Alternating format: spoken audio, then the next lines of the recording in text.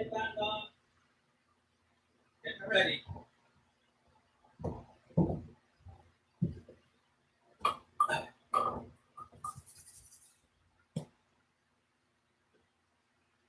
So do you have enough snackery things you don't need? Are you going to need wood fill up? No, I have 2 bottles here. I've got everything. I should be good. If I fall off the machine, you know what happens. See, I've got the erg data there. It's all live here. See the sun? See, that's so I can see my numbers as well as here. Are we going to do the national anthem first? Oh, no, we're live now, so let's not get the joke. How are we doing? Time wise. 4 minutes. Huh? You want me to make sure you start at exactly 9 o'clock? I've got the time. I'm gonna have it here. Don't forget YouTube Live, Mary, is about a minute behind. Okay, well, that's what It'll come on. You'll see me walk in here now in a second. So you get to see it really live. You know what I mean? None of this delays. It's gonna be like when the movie and the lips don't match. Watching it on screen, watching it in the light. Yes, exactly. Well, no, it won't be like that, but.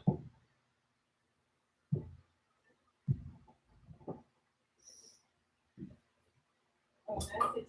Watching on YouTube right now. Oh, really? Wow. That's 2. I got 2. Woo! You got multiple time zones going. Oh, she just texted me.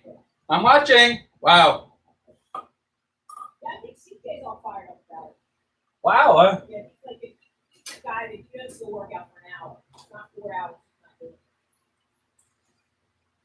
doing it. Like a filler and pesky say.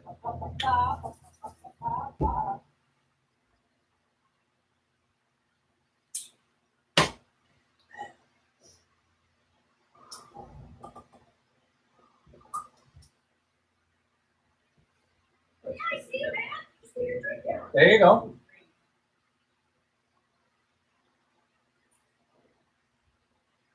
So I'm going to connect the erg. Okay. 5 minutes. At 8:59, we're connecting the erg data, okay? The marathon and then my watch. Yeah. Got my check pad. I'm good. YouTube Live. Where's the everything's camera? That laptop? Is the good. camera? Yes. the Okay. laptop. You can see what you can see. Yeah. See? Okay, cool.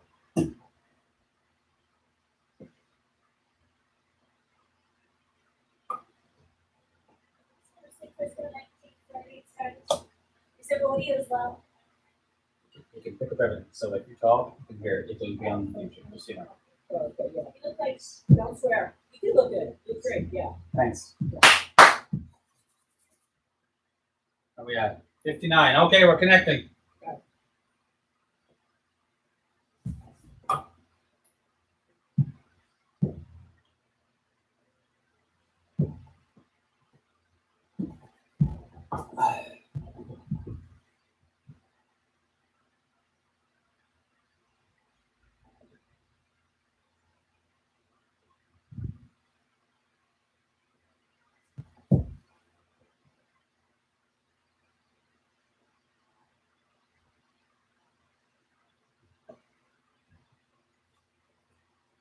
Is that Tristan dishwasher from Australia? No, it's the middle of the night. You can watch on YouTube. Can I just quickly comment, tell me how you feel? Feel very excited. Ready to go. Alright. Okay. And tell Straps me, in. is your biggest fear, what's your biggest fear? Biggest fear is doing an ollie. Not making it. Not making it. 100 yards from the line. Okay, that's super cool. Okay, can I sit up here? Okay. These on. You ready? Put on my movie. Okay, here we go. Love you guys. Here we go. On a chilly August day in 1936, Hold on. just outside Berlin, Germany, Stop. a team of American boys prepared to row the biggest race of their lives Mary. at the Olympic Games. Mary. Stop in your bloody iPad. The iPad went. Apple always. The competition that would become known as Adolf Hitler's Games was nearly complete. I can fix it, just sit down. The Nazi leader had regarded the Olympics as a chance to Oh, it's good introduce now, the right? world Yeah, but to after the I'm glory starting, of a hold on. new Germany and prove Aryan supremacy through athletic triumph. Okay. The host nation had won more medals than any other. And on this afternoon, with Hitler at the racecourse, German rowers earned gold medals in the first 5 races of the day, Not going up. to the delight of the I don't Fuhrer. think so, yeah. Marathon. Yeah. Restart. Now, Restart the. In the Yeah. final race, they were Restart the looking to iPad? continue Okay. No, their yeah, just domination. yeah. Yeah.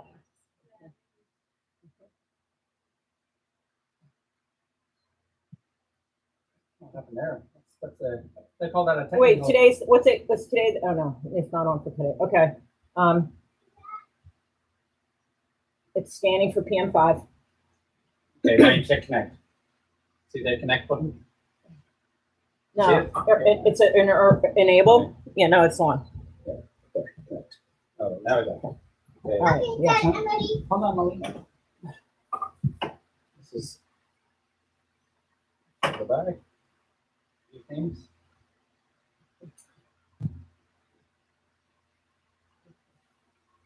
All right. All right.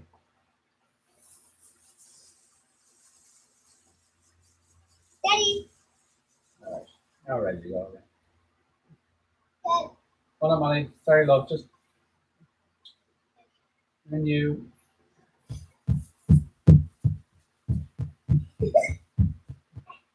Okay, there we go. Ready? All right. All right. Oh, look at you, Molly. You do have pom poms. How about Okay, that? here we go.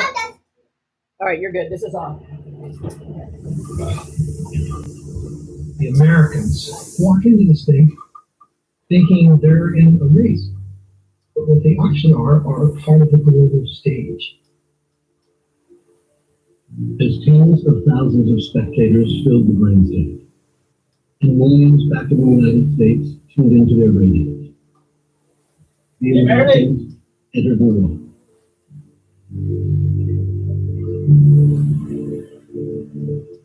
With a key member of their team suffering from a severe lung injury, and a land signer conflict, putting him directly in the face of an unrelenting enemy.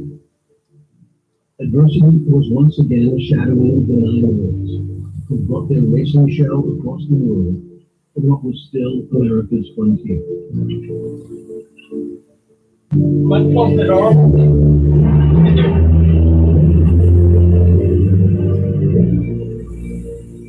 These guys are villains. The odds of these blue-collar boys living in the worst time in American history becoming sports heroes are just astronomical.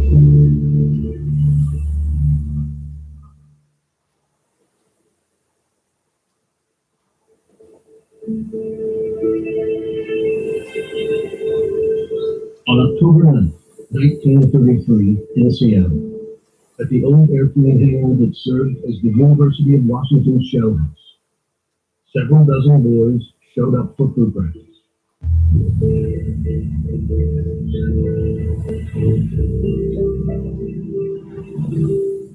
The bulk of them would ultimately succumb to Rowland's cruel demands, leaving the team behind. A few of them, however, would not.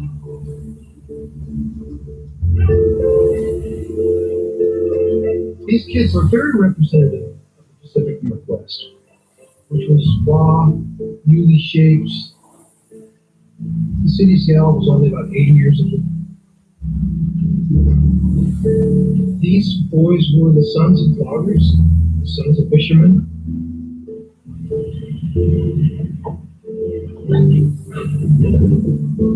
They did odd jobs for $1 a day. They used their hands as claws and their backs as levers. You know, they were grunts. This was the middle of the Depression, and these guys were having a hard time putting a couple meals a day in front of themselves.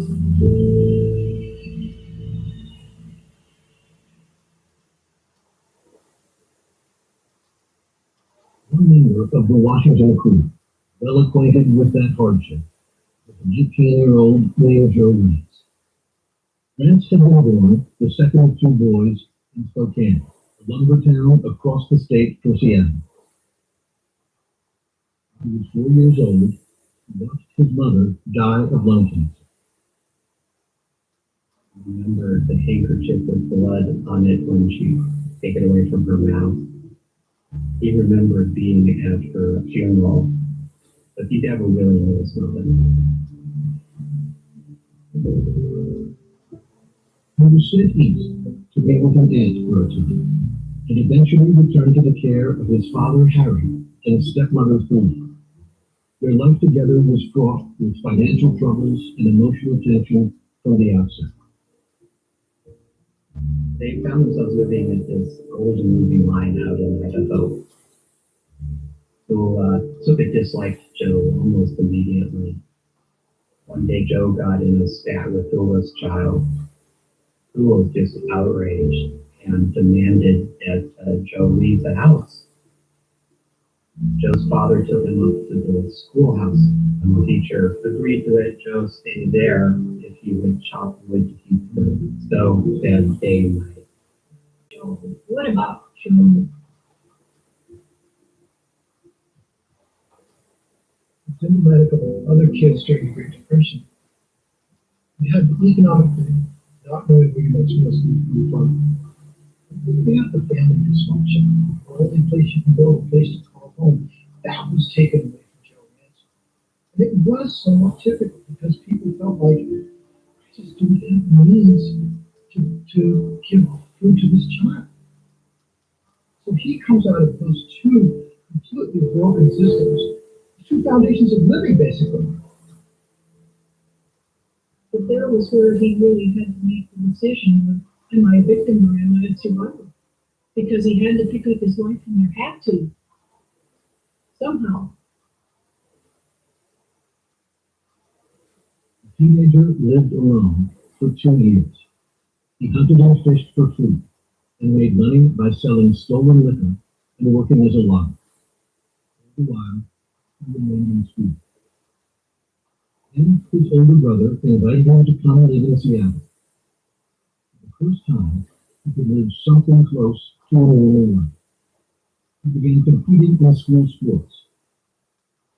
One day, he caught the eye of the University of Washington crew coach, Al Robertson, who was looking for potential rowers to recruit. Robertson showed up at Roosevelt High School. He noticed this big, tall, blonde kid on the gymnastics equipment. Joe had great upper body strength. He'd been cutting hay and digging ditches from the time he was 14 on. I'm not even sure before that he really had his eye on college. He had somebody that wanted him. I think saw an open door. And he decided he would go through it.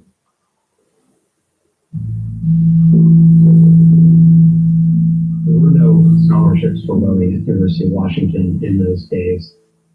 As long as you were in good standing on the crew, they would find a part-time job for you somewhere on the campus. And for somebody like Joe Rance, that made all the difference. There were multiple men on that team that were finding it hard to survive, and had found it hard to survive up to the time that they had gotten to Washington. Gordy Adams worked on a salmon boat to make money for college. Very hard-working kid, very tough. Roger Morris would find himself working for his father on the weekends, time and again moving families out of their homes they had lost because of the depression. Stub McMillan was working at nights as a janitor. Stub was having a very hard time making ends meet. Some of them got in rowing for the food. They knew they were going to get fed regular meals by the University of Washington, which seems laughable to a modern audience. But it was a big deal back then. So,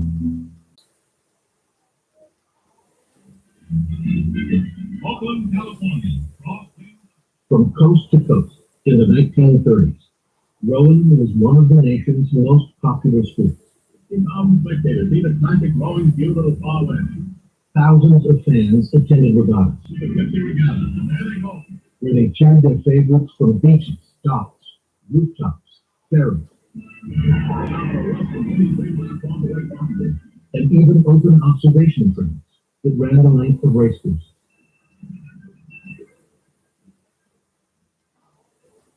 The biggest race of the 34 Poughkeepsie Championship was the varsity competition, won by the University of California, a longtime West Coast powerhouse. But the Washington freshmen were the relation of the regatta, capturing their national collegiate title by 5 boat lengths over Syracuse. It was almost like it was effortless. They came out of that sitting up instead of gasping. There was a huge amount of press and speculation whether this was an Olympic team. The New York Times called the performance of the Washington crew stunning and serene.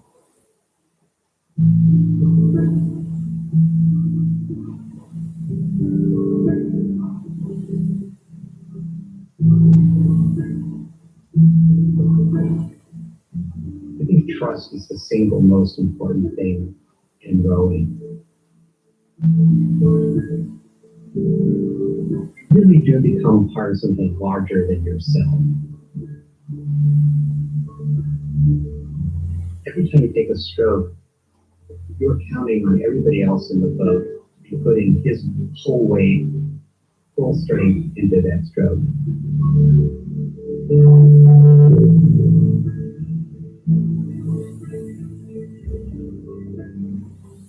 That is only going to happen if every man in that boat trusts the others. They're very fundamental level.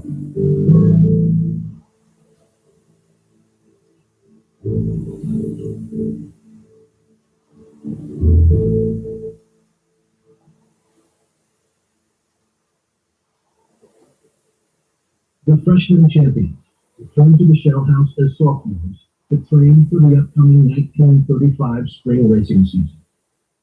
Most observers thought they would be named to the top varsity boat, the crew that would give Washington the best chance to get to its first ever Olympics in Berlin the following year. But the idea that Joe Rance and the sophomores were the boat to beat was deeply resented by upperclassmen.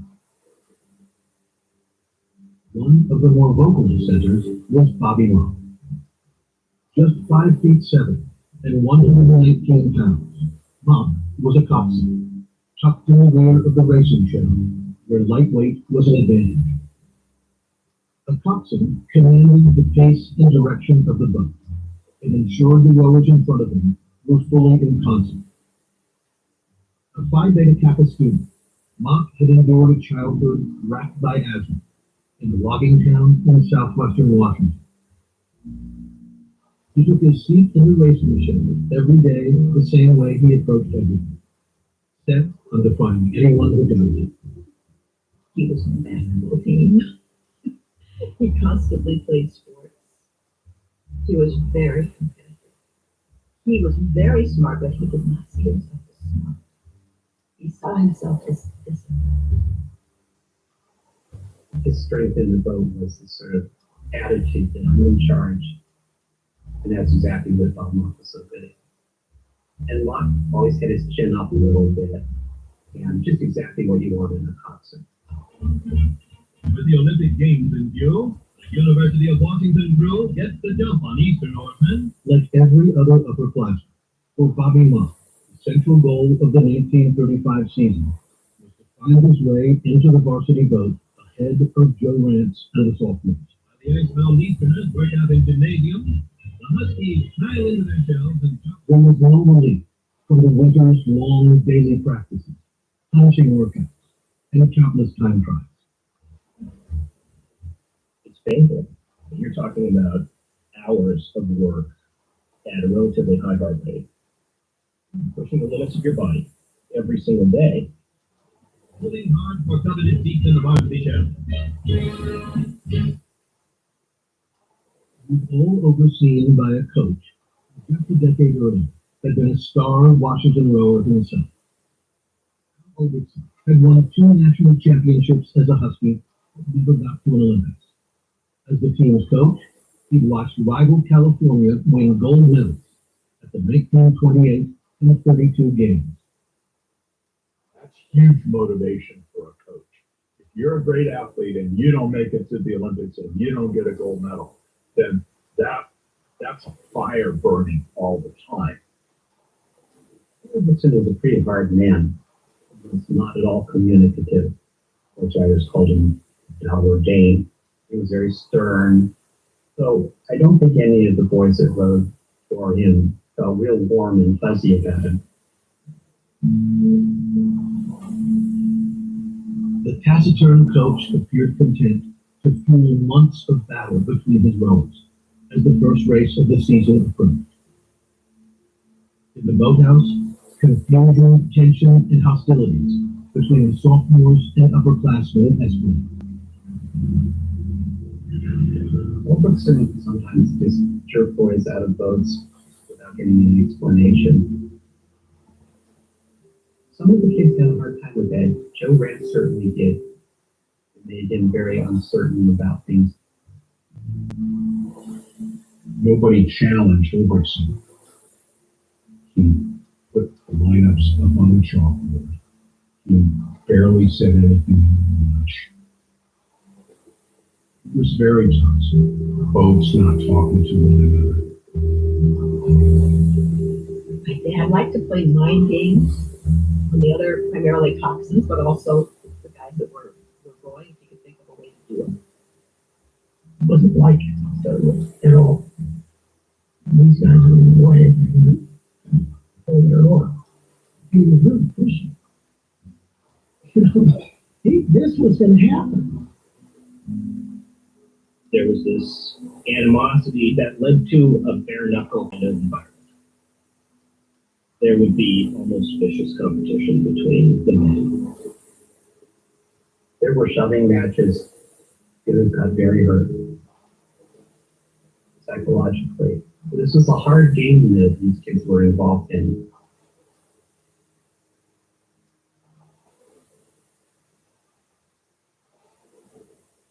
Albertson waited until after dinner the night before the first race of the 1935 season to finally announce his decision. He named Rance and the sophomores the top varsity crew, over Mock and the more experienced rowers on the team. The next day, April 13th, the coach's faith was rewarded when the sophomores edged out a victory at the annual Pacific Coast Regatta, a dual race against Cal. Good. There's something over. Yeah, good now. But when training resumed, Albertson still had questions about his top crew, testing them relentlessly in practice, and watching them grow sloppy and unpredictable. Just before the national championship, Albertson reversed himself. He elevated Bobby Mott's crew to the top boat and demoted the stung sophomores. They had gotten themselves to the place where it was kind of easy to be demoralized. They didn't have the kind of confidence in each other that they had to have to be consistently competitive.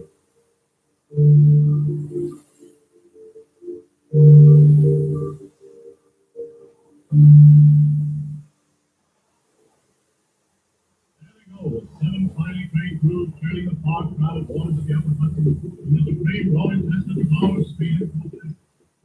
On June 18, 1935, a blustery day in Poughkeepsie, Bobby Mock took Washington out to an early lead. But Cal and the rest of the field soon caught up.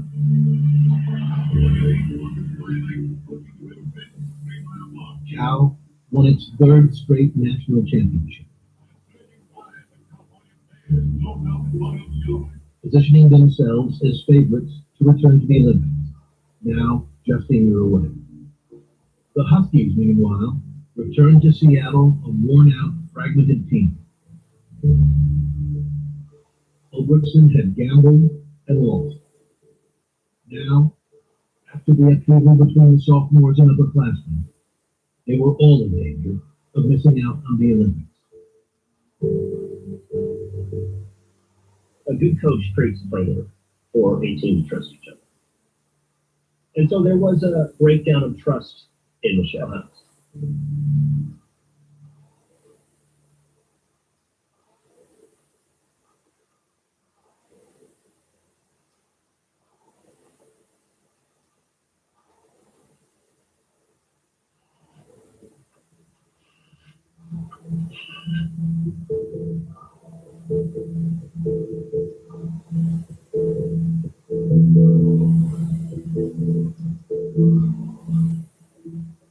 George Pocock was so much more than a boat builder. He really, in many ways, was a sage. And Pocock taught generations of rowers at Washington to approach rowing as if it were a craft. He said, when I build a shell, I leave a piece of my heart in that shell.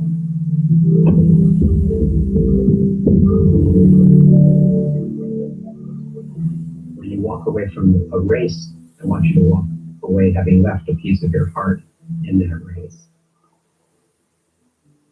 You really believed that by rowing as well as you could, you were lifting yourself up and making yourself better. And if you rowed well enough, he said, you were approaching perfection. And if you approached perfection, you were approaching the divine.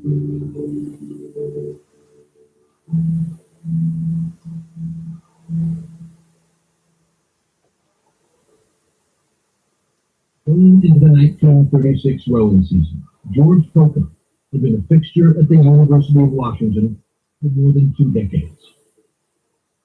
He grew up in England, holding votes with his father at Eton, the prestigious secondary school on the Thames River, birthplace of the sport of competitive rowing.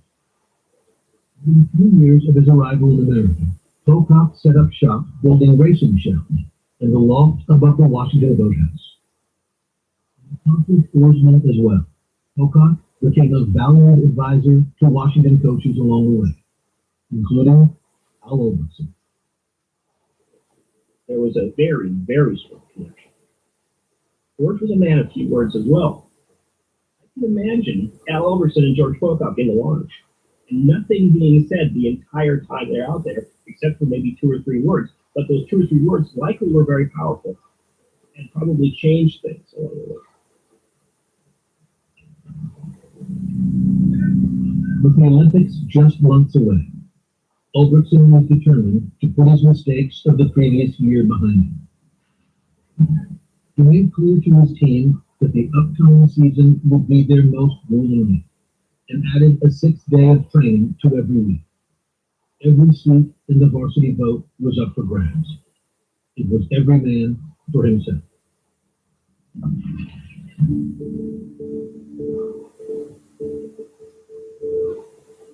There was one rower whom Ulrichsen approached differently, whose raw potential he first spotted in a high school gymnasium, but who'd grown too erratic to be depended upon. Joe Rance. Ulrichsen takes him out of the boat slows down.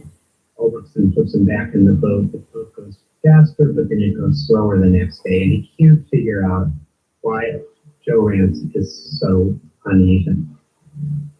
So he finally asks George Pocock. George Pocock was almost like a father figure. He was somebody who saw Dad's potential. Dad was sinking from boat to boat. As somebody who had sort of been a throwaway kind of person, he found himself being thrown away again. He developed an attitude that he had to do everything his own way. And that worked for him living out in the woods.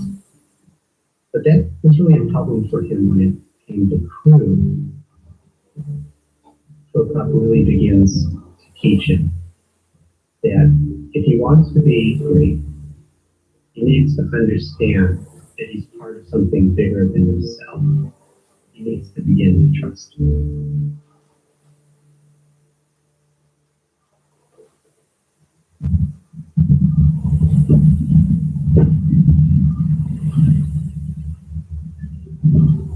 Going into 36, this is it.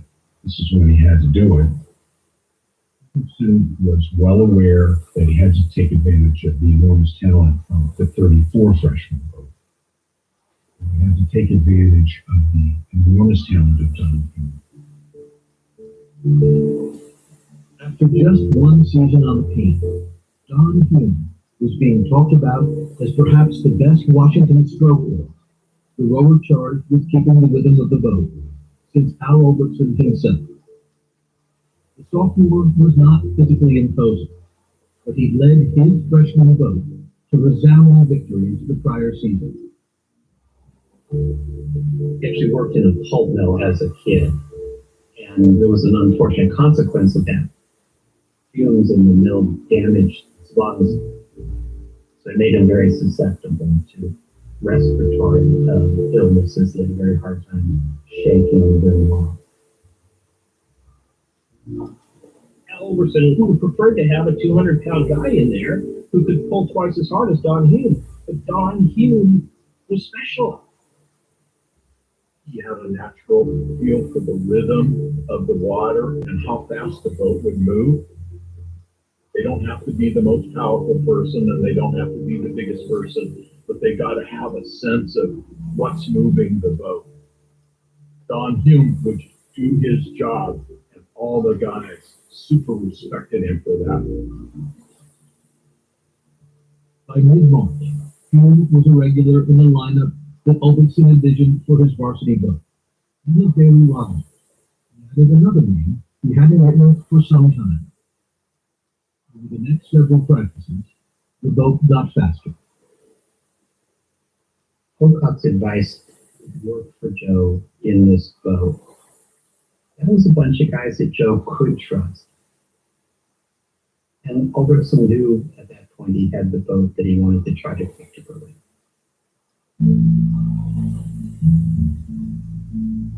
The varsity crew was named 4 months before the event. Bobby Mock was the coxswain. Don Hume was the stroker, with Joe Rance and Shorty Hunt seated behind him. The powerful Stub McMillan in the middle, and Johnny White and Gordy Adams, Chuck Day, and Roger Morris in the bow. After so many months of second-guessing and bruised egos, former boathouse adversaries comprised a powerful Washington crew. In their first race together, the Pacific Coast Regatta in April, they accelerated away from Cal and annihilated the course record by 37 seconds. All were merged into one smoothly working machine, the Seattle Coast Intelligencer Million. They were, in fact, a poem of motion, a symphony of swinging blades.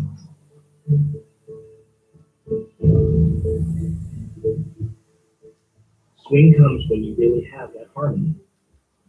Synchronous. 8 hearts beating as one, as George Pocock would say. It's elusive.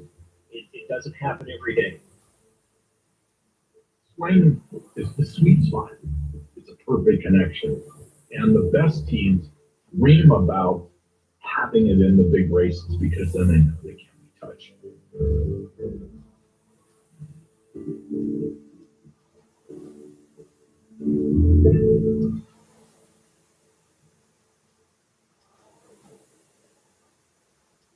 In June, the national championship in Poughkeepsie loomed.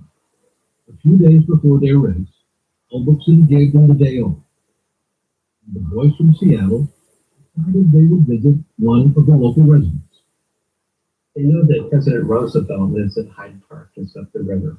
They get it in their heads that they're going to go visit the president. They find a gardener who points it out to them. They walk up and knock on the door, and one of the Roosevelt sons comes to the door, and he is himself a rower, so he invites them in. And for the next hour or so, they talk about rowing, sitting in President Roosevelt's parlor. One of the guys sits actually in the chair that Roosevelt sometimes delivers his fireside chats from. Johnny White writes a little note in his diary that night. They sure have a swell place.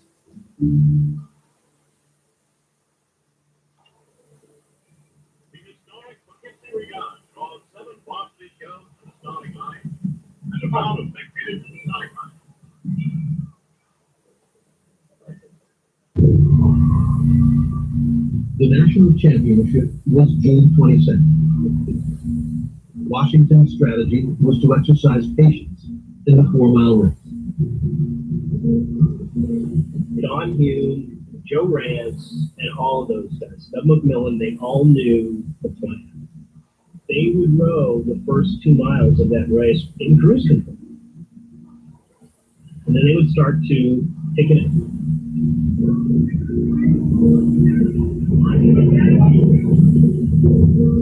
As the boats are in their 3rd mile, Culbertson can't quite believe what he's seeing because Buffy Mock has got the boat 4 lengths behind the leaders.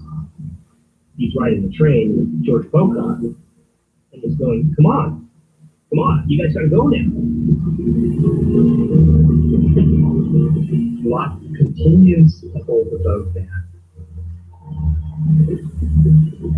And then at the last possible moment, he finally leans in and tells Don Hume to pick the pace up.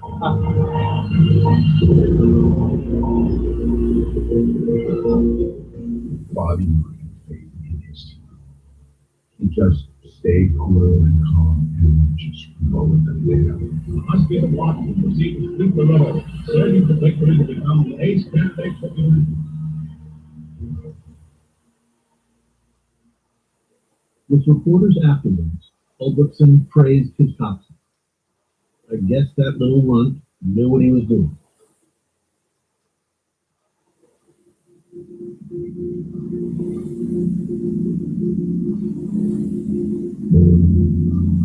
Two weeks later, Princeton, New Jersey, was the site of the Olympic trials.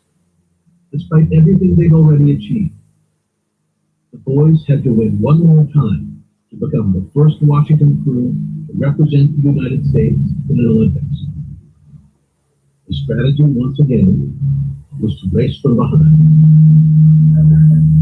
The Olympic trials for Washington was probably one of the best races they ever did. And people were rightly intimidated by the way they rode. You're sitting there going, oh no. Washington is 3 lengths back from us, but they're going to beat us a lot. We got to hold on, oh no, here they go. And they waited a long time. It was 400 or 500 meters from the end, and still had 3/4 of a length. And then Bond said, let's go. And bam, they just exploded and went right through them.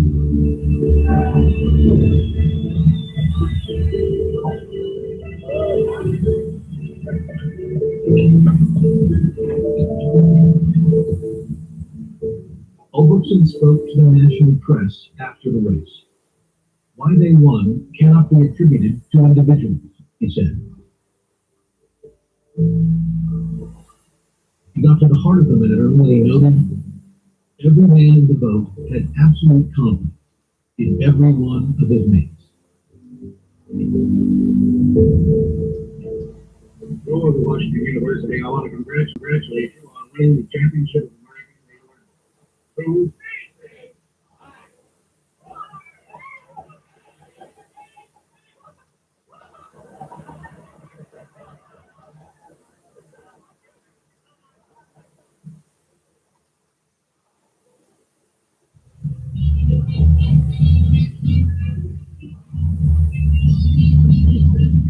On the morning of July 15th, 2.5 weeks before the start of the Olympics, the boys from Washington, who had previously only been on lakes and rivers, began a journey across the Atlantic Ocean. The SS Manhattan Luxury Liner was a 668-foot ship that would transport 334 members of the U.S. Olympic team to Germany. And also, a 62-foot Ocock racing show. When they get on a boat to cross the Atlantic, they're all pinching themselves.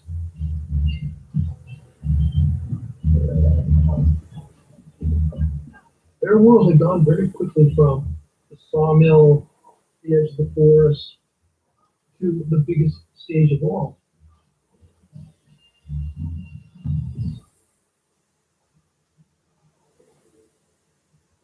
Over the 10-day crossing, Don Hume, always prone to respiratory infections, began struggling with a deep chest cold that persisted as the ship took them through the English Channel to Germany.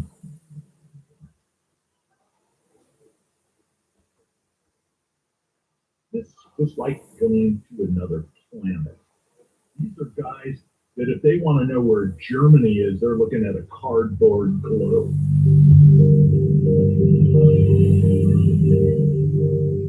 They actually saw a very clean, well-scrubbed city, very carefully laid out.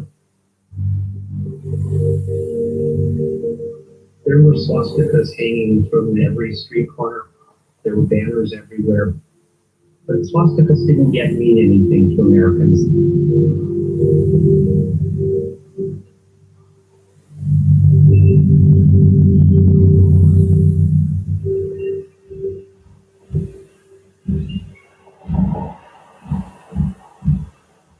The opening ceremony was held on August 1st at the newly built sports stadium. The host's objective was not simply to welcome the world to Berlin, but to put on a show of national unity and pride, unlike any the world had ever seen. Tomato football, the game with the ultimate propaganda tool.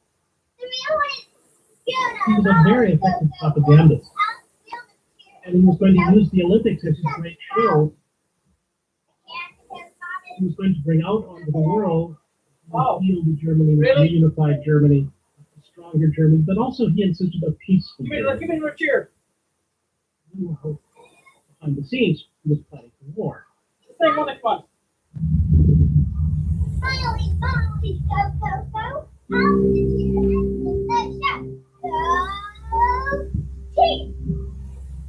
Love it, Molly.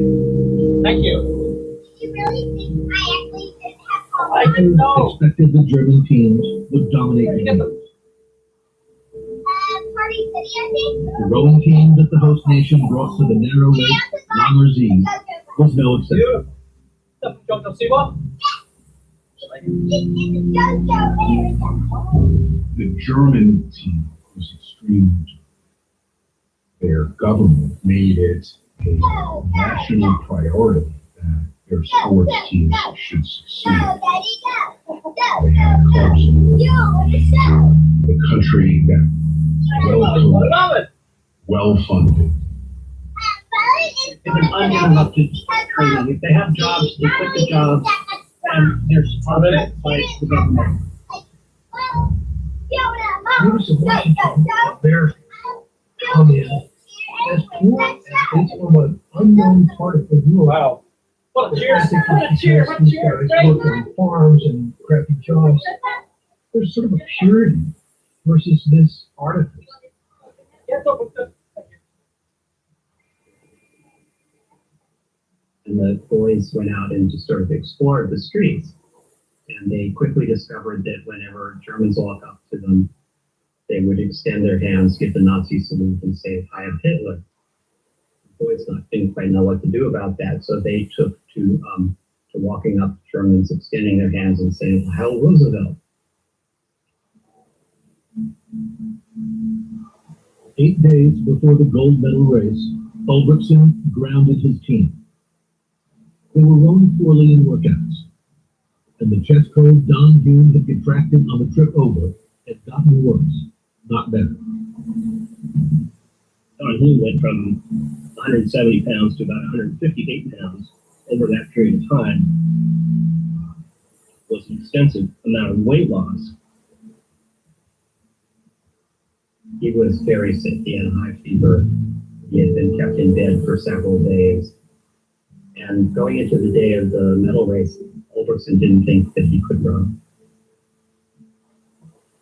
On the morning of the final race, with huge fever rising once again, Ulberson announced that he was going to remove his stroke from the boat and replace him with a. When he told the team, they refused to leave him behind. The guys just absolutely could not see themselves racing without Don Hume in the stroke seat.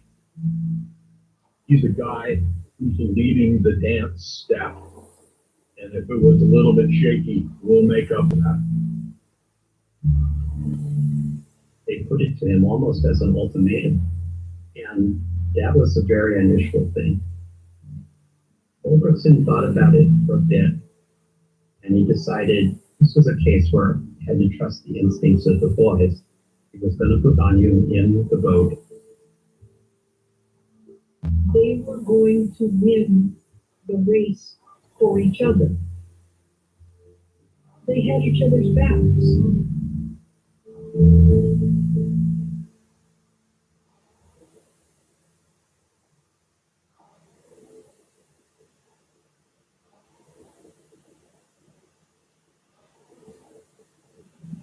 August 14th, race day, was chilly and rainy.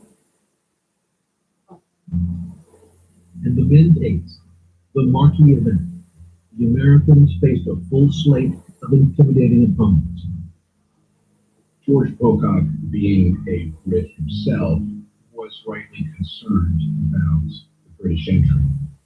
They were full of Oxford and Cambridge boat race veterans, so it was an all-star crew. They won in 08, 12, they had been second in 20. They were always on the premises. The Italians were a group of longshoremen from Livorno. They had been together as a team for more than 10 years. They were big, strong guys. They were literally the most experienced group in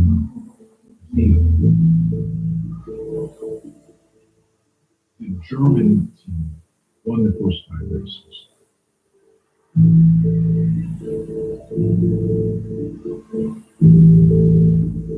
They were the class of the Olympics.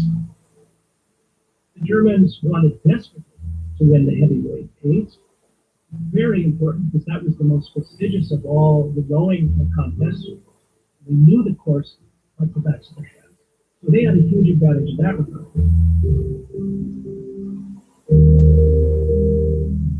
The Germans had another distinct advantage in the race, the best lane assignment, even if it appeared to have been dubiously determined. The Americans had the fastest qualifying time, and the Brits had turned in the second fastest qualifying time. They were mysteriously assigned lanes 5 and 6 out in the windiest part of the race course. Italy and Germany had turned in relatively slow qualifying times. They were assigned lanes 1 and 2, protected from the wind. How they would end up with the best lanes, and the teams that had won their heats would end up in the worst. There's nothing to explain. At 6:15 in the evening in Germany, it was still morning back in Washington. The state and much of the nation listened in on their radios. The Americans paddled to the start line. Well, we can try to be there and try to see. Nothing to crew, we probably the fullest starting crew in the world, gives everybody heart failure. The crowd is already chanting Deutschland, Deutschland, Deutschland.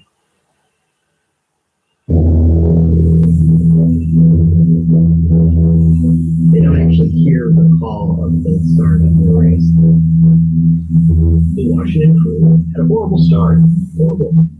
They were thrashing.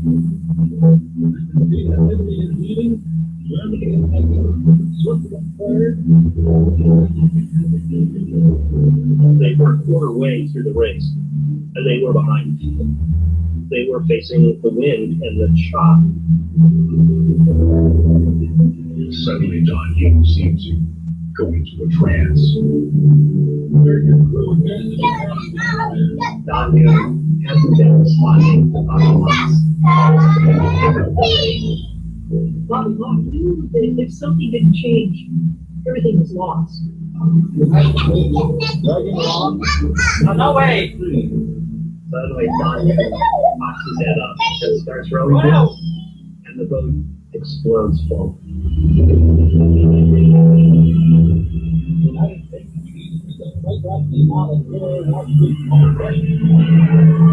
Within 1,000 meters, they started to move back to the field.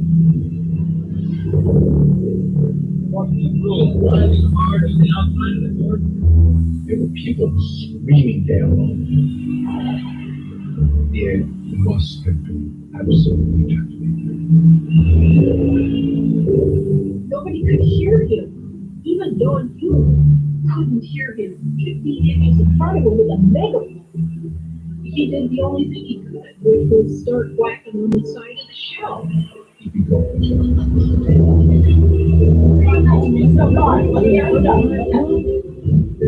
Now I They get had to fight, Go, Connor, you got it. drag that.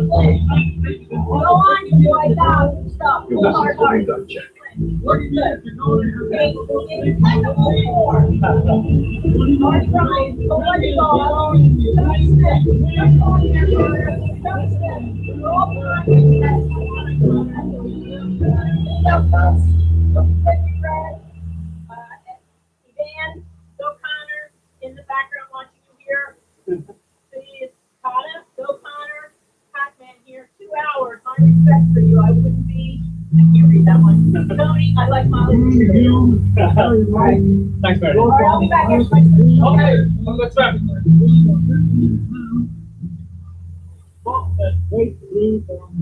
Having let one another down. I think for Joe Rance, when he met gold medal, I think after all he'd been through, he knew he was valuable.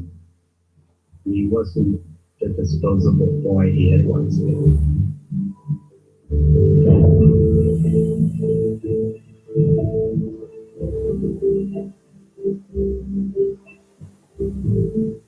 Every one of them also had a measure of humility. And that humility was the gateway to which they were able to approach one another and start building the bonds of trust that really made them into the great crew that they became.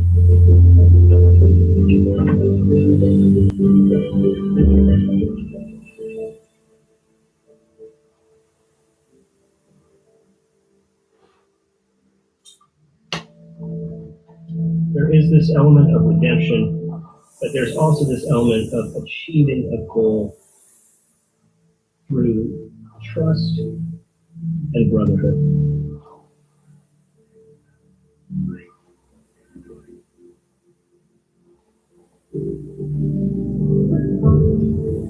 They were considered roots from the far west, taking on the elite, reaching in, finding something, the coming together from those disparate backgrounds, hunger for some dignity, a world that wasn't giving these voices dignity. I love the fact that they spoiled the script.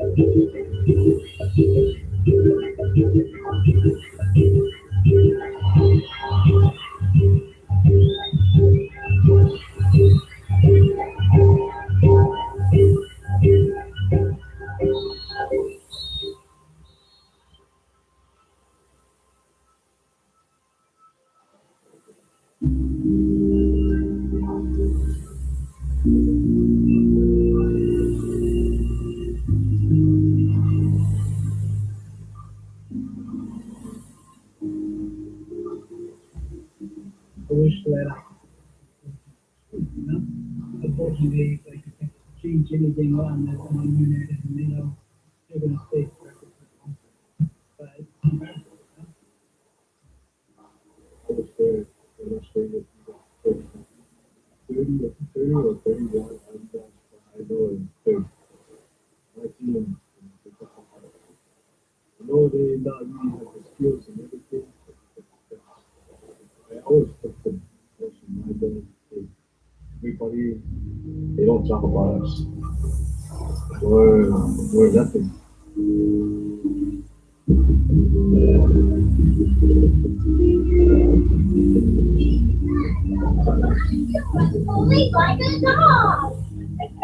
they make fun of us. Yeah, that was already heard. In the fast food team, stuff like that. Yeah. Bergen Samoa, it's a very small island. We fund everything ourselves. For us here in the island, it's very hard financially. None of these players are professional players. They're not get paid. They go to work. And after work, they come to practice.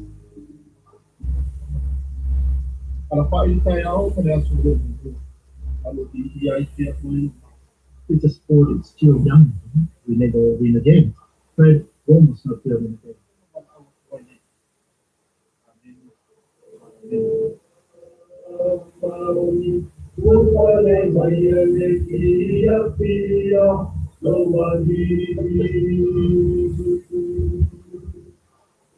And then we always get killed. It hurts, when you work on something so much. And having problems to pieces. We're always underdogs and we always will be until we prove them wrong. Success for us is working as a team. We will lose as long as the world knows that Bergen Samoa will never give up. Even if we're down by 5, but if they see us that we're still fighting, or even get a goal, that is the most important thing. It's true. We don't really talk about rankings. We try to keep that up our minds because it's one of the things that puts us down, knowing that we're on the bottom team. I know there have been some teams from this island who went to a tournament before, but I believe that this is the best team taking the name of American Samoa to represent the island. We're going to show them that we're better than before. I know we can judge them. 1, 2, 3, 10. I'm just trying to prove we're not the same team. We're gonna stand up as American Samoan soccer team, and we're gonna prove it to everyone.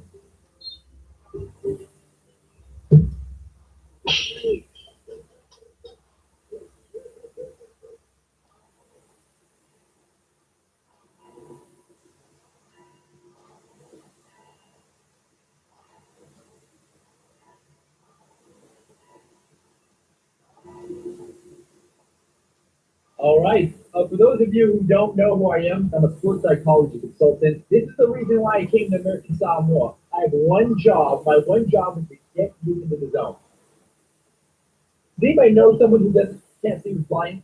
Anybody know someone like that? So if you can imagine, Mount Everest at one point was the tallest mountain in North America. Okay, Mount Everest. It's very rare to climb Mount Everest. Very rare. And so this blind man, he climbed it. A blind man climbed this mountain. At the very end, the news reporter, they came up to him and they asked him this question, like, how did you do it? How did you, a blind man, climb Mount Everest? And this blind man, he smiled and he said, 1 step at a time. Okay, this is what we're going to do right now. We're going to be very open. In your opinion, what do you think they're really saying about you? They're saying American Samoans men's team, they didn't do good before, they're not going to do good now. You know what I'm here to say? Who cares what they think? You know what makes you guys special? Is that no one thinks you're good. They have no idea who you are. That's what makes you dangerous.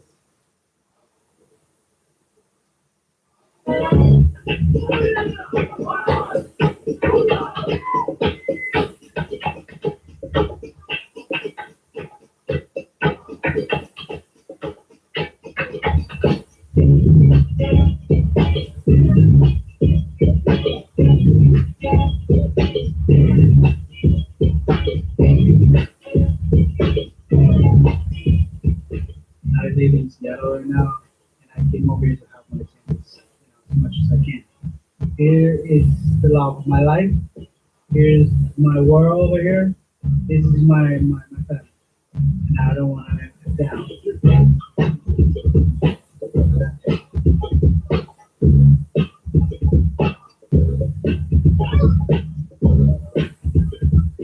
Actually, I'm a Samoan, so I'm a resource that lives off island, but comes here to help out. A lot of people try to come over here and help them. They do it technically correct. The problem is that they have to then understand the Samoan culture or Samoan style. They have such big hearts. They'll play through pain. They'll walk through walls. They're very religious. They have incredible faith. They'll do anything for their country and for their families. We hope that's going to help us, in terms of this next competition, the South Pacific Games.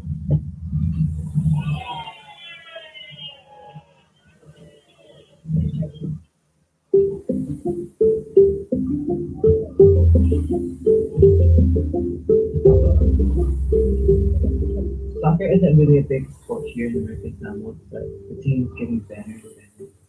I guess if we do something different this tournament, we'll start looking at something different now. Johnny, you got to step up right there. Right here. The coaches call me Johnny because They're going in hours. on the Yeah. list is what they call Doing the me. goals. Sometimes when they call me on the field, I'm like, don't hear it because Soccer they one. do Jaya. You call me Jaya. That's what I'm American Samoa. hearing. Yeah, they're all 31-0 for Australia. Stop a chair much. Way of One of your idea chairs. two spirits, Okay. the men and the women spirit. We can do what the men do and what the women do. So we're more reliable in the community and the family. I'm just a soccer player, even though I run like a girl on the field, but I'm not a man or a female. I'm there. We want to change history this week, right? Yeah? It's a new generation. Let's take care of business. We're going to take care of business because no one takes care of us. Huh? Come on, in. Let's go. on. You guys are ready, man. I know you guys. You guys have been waiting for this.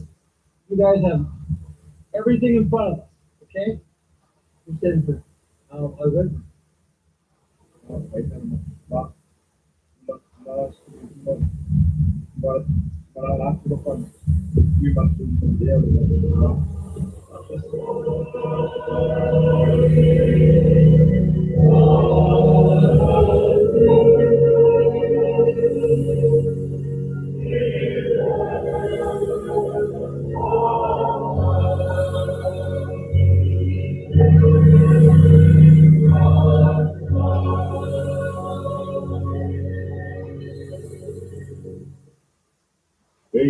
Someone tomorrow that you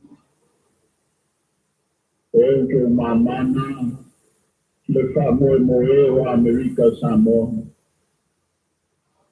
ola auto tawi mala auto amo me fiti ni quando che mia me fiti o tu mu e mano lo si ma lunga o ma le monti no ai ai lo e mo fai da amen.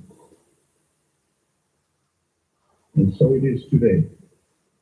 Your country and your government is handing you its tapoin, its prayer, and its wishes and aspirations for you.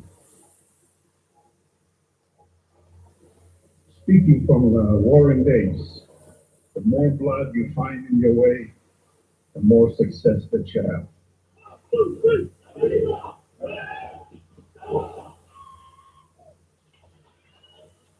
Fight hard, fight strong, represent us with pride, and always remember, in your dark moments, when you feel like you can't do anything, more than to fight it, talo, decide le tuo mawaido malos, Chino, and the microphone.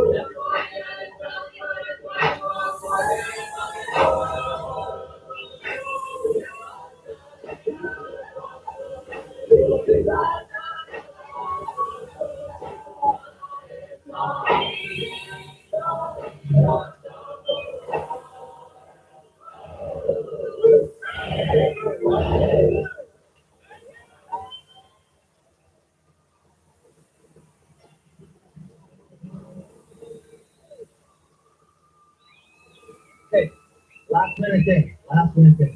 When we lose the ball, if we lose the ball, what do we have to do? When we get the ball back, what do we do? Simple game. Right?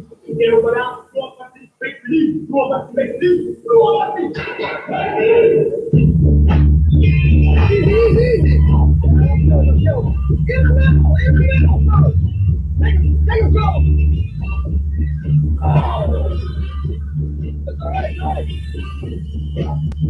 Now, get the ball, move it. No.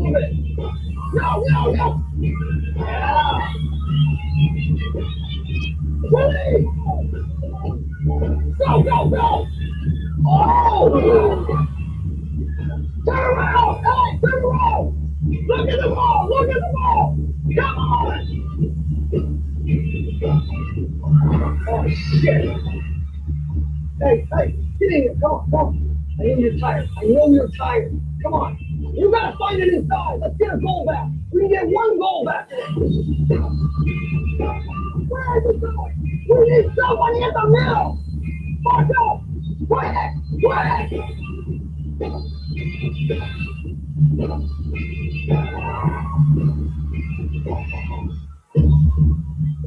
They needed 9 goals today.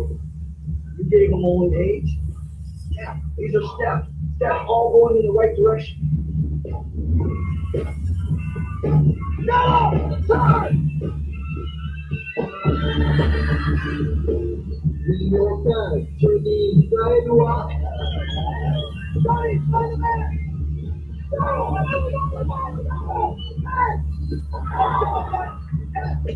Get this organized!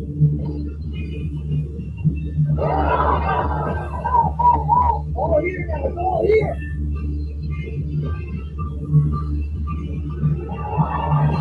See? That was not the plan. I will give you a camera. Next time you can take pictures on the field. Because you were never watching the ball. I said what? Always on the ball. Always on the ball.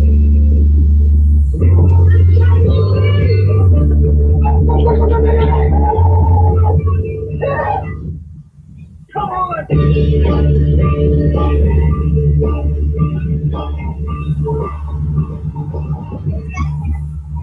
Yes.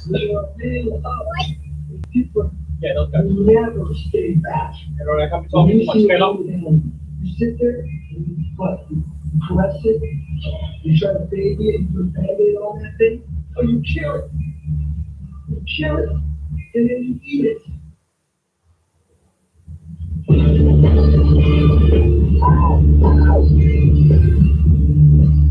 we go again. He's got a score up, fancy. He has 2. He's a happy man. Familiar expression on Nicky Salapour's face. And this time he's around the keeper and he scores another goal. Monaco Samoa 0, Vanuatu 6. Talk all the time. I hear you. I can't understand both the more, but I know enough that you talk a lot of shit. Well, how about you stop talking and you do something?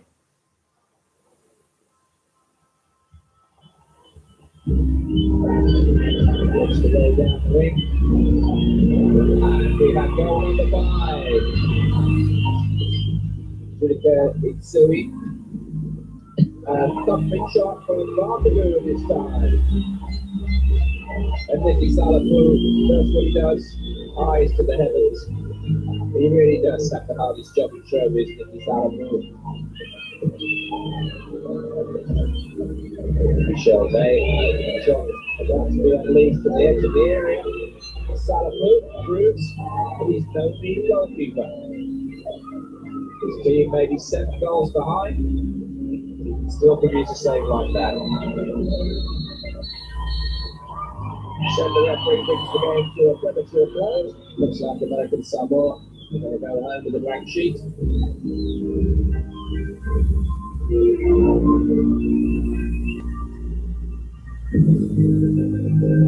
It's a sad fact that Salapour will be forever remembered as the goalkeeper who shipped 31 on that famous day 10 years ago.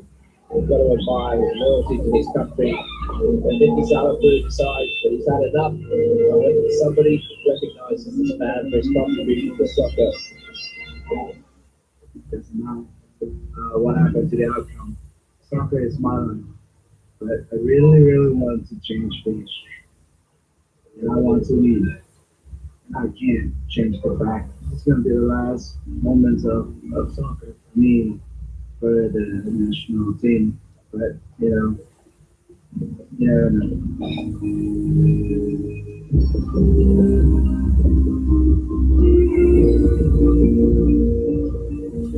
Nicky is the #1 goalkeeper I ever know. No matter what happened in the games, the 8-0, 4-0, still the #1 goalkeeper. I learned from Nicky. It's the best. You know something great's gonna happen, but you're waiting so long for something, and your heart goes out to the players. They give it everything. Probably the most emotionally draining thing I've ever done in my life. In childhood games or schoolyard games, when we say that the next goal wins, and everyone seems to get motivated and heightened to achieve that goal. We take that one step further, regardless of what the outcome of the game that we've had. Here, next goal wins or a goal wins for us. We're just going to keep moving forward. Very you represent the voices of our team. Thank you for helping us out this whole time. You've been here. You could have done something else, but you're here with us. Voice. So, you know, I'm not sure really about the you all. Here is play. Here is play.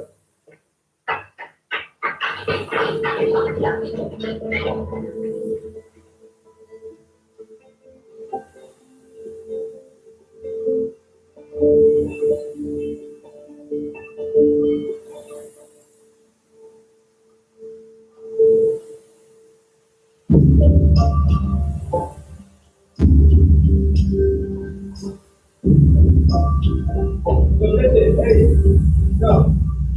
You guys are getting a person or any problem that has no graph. So we need to use the formula. If you have a graph yourself, just by looking at the graph, figure out how many units going down or up. So we do the value we want.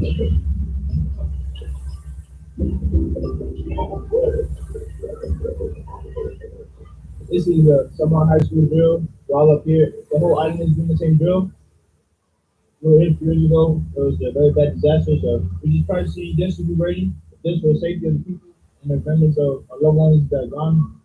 We believe that in Samoa, everyone are related and we're all family.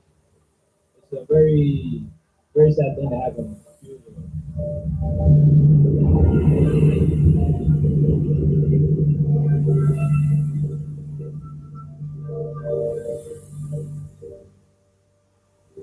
It's something that I will never forget. I left my office that night around 11 o'clock, and then the following morning, the tsunami struck at 7:30.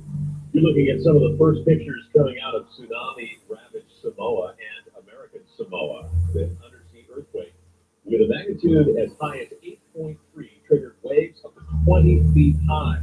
Samoan authorities say the death toll could be more than 100. Entire villages were flattened and delayed. I think it was the first wave that hit here. It goes like that high, all the way into the field of that building. Like it damaged everything here. Going on to the field, it was so high. We don't believe what I see. The field itself was very badly damaged. It was a mess. Just to witness that, I was there 3 days after the tsunami with containers, tuna boats, everything right across the facilities, totally devastated. The groundsman was swept from the building nearly a kilometre down the road through the tsunami. I came out from the office and was stood outside. I knew that the tsunami started coming. I was trying to escape. And slowly the tsunami comes faster, hit me, roll me over. So it's amazing. After the tsunami, we cleaned the field, and even if there was no grass, we still training it. It keeps the impression to the players. It's not just to stop them from playing football.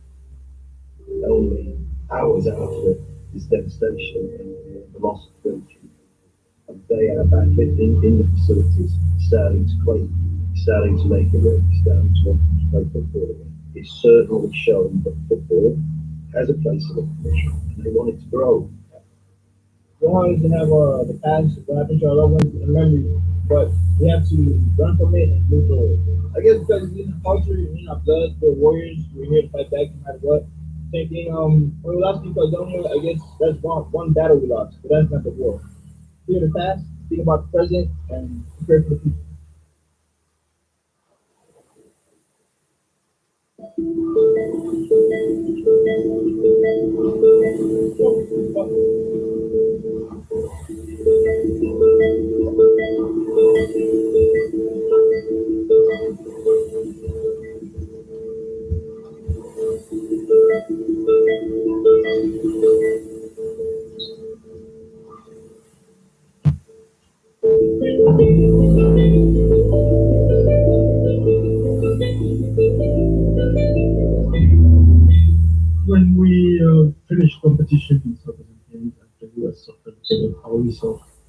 and they confirmed to us that they were going to help us for the World Cup qualifying. There will be someone who's got good expertise to come over and help the team. For us, we didn't ask any question. As long as we get someone, because I think we need some help.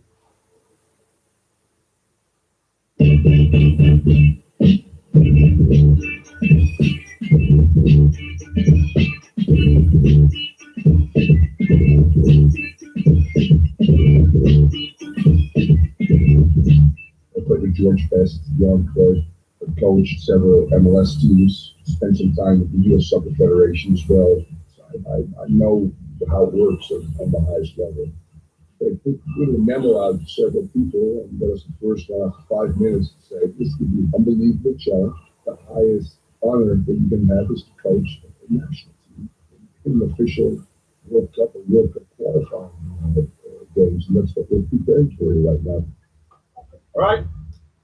Everybody's got 3 touches. Guys, use the whole field. Don't bundle up. Play time. 1, 2. No. Dead. Play. Green. Shorty, you said. 2, 3, 4, 5, 6.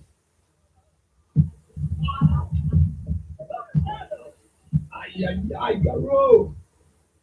Start again. Play. Yellow ball. Yellow.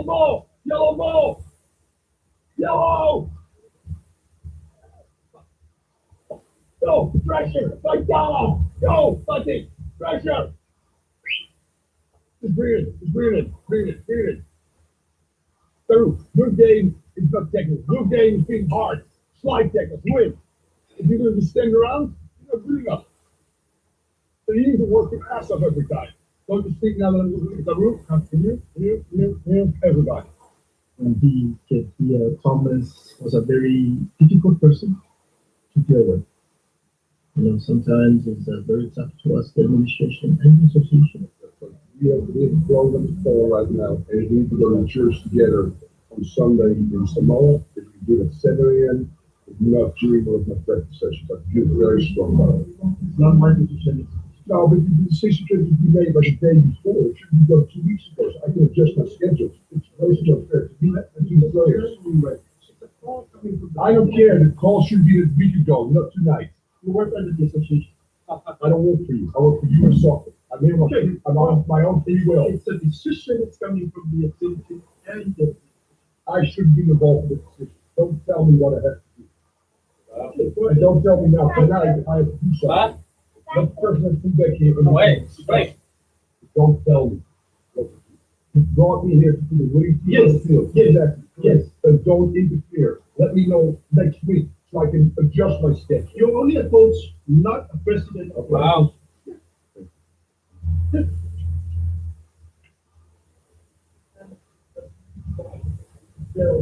Just calm down.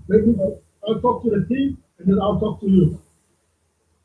We told him, Thomas, please, this is not a US. And if you don't like it, you just take your things and go back home.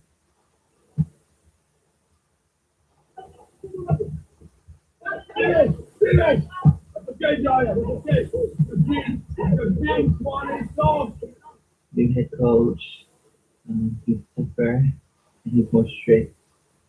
When he gives you direction, you have to do it. There's a possibility of us getting cut. Yes. Feel him! No, you play yourself out of the starting 11 right now. If you're not going to be making the team in, you're a risk, man. I'm going to put somebody else in there that's a very lesser player, but he's going to do the job. Yellow's out. This is by far the lowest standard in international football. That's my measurements. They can't maintain and manage 90 minutes physically. 6 or 7 players that can use like capable of playing. I spoke to Davita and I said, why don't you do research? Maybe I can find through my contacts 1 or 2 players that we can actually bring our standard of play. You know, I think what's today? Thursday? Tomorrow, we're going to first pilot player, or stay here, right? I'm not gonna walk up to the rooms, but I want the rooms clean. And speed up. Get rid of the fucking extra. Seriously. Nobody, I don't, you know, I'm a smoker too, right? There's rules here. Sneak behind the building, fucking smoke it, don't smoke in the room. I'm sure there's guys in the room that are non-smokers that don't like it. So, the non-smokers, fucking kick his ass out. Very excited to be here, guys. He's a brother. Embrace him, right? And he'll embrace you.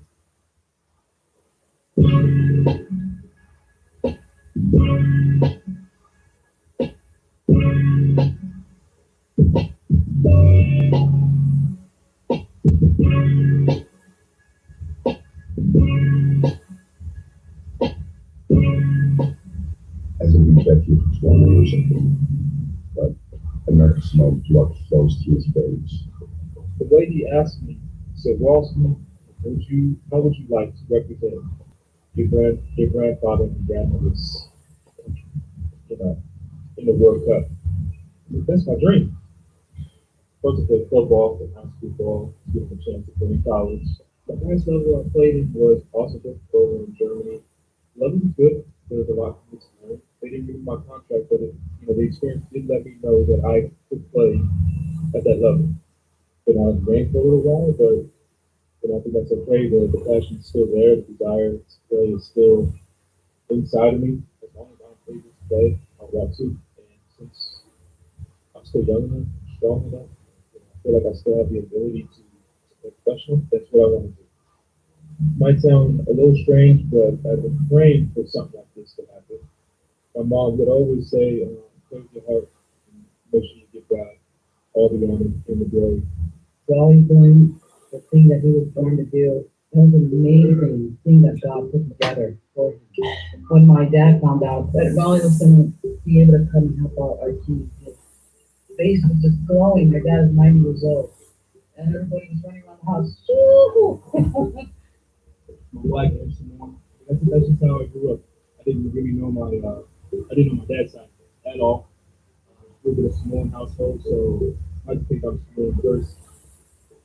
Take the SATs, they ask you to race and gender, Pacific Islander. Fill out a job application, Pacific Islander, always Pacific Islander. So it's cool to be bad when you see all this.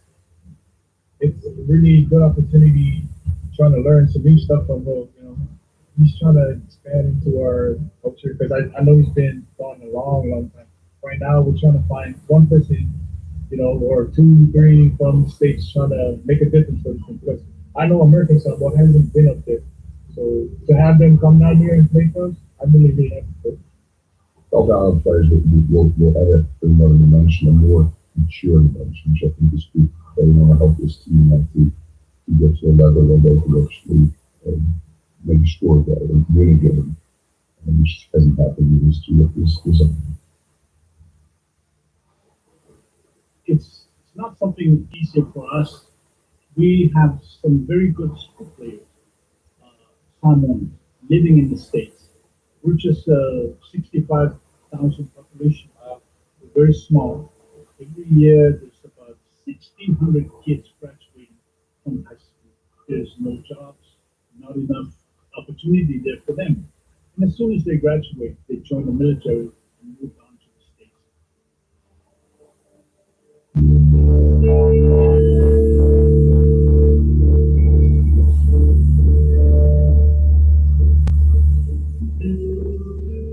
When I first started soccer, I was 12. I actually ran away from home to go watch the game.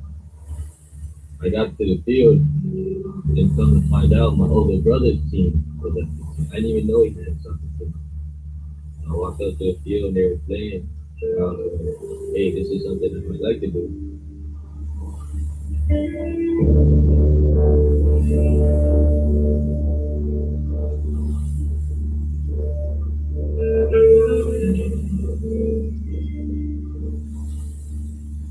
Military and back on the island is like the last option. If you want to get off the island, you got to go to the military.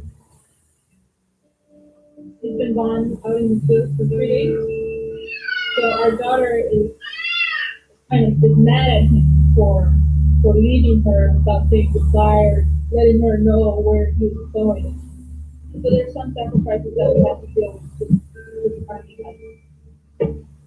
Still trying to get used to it.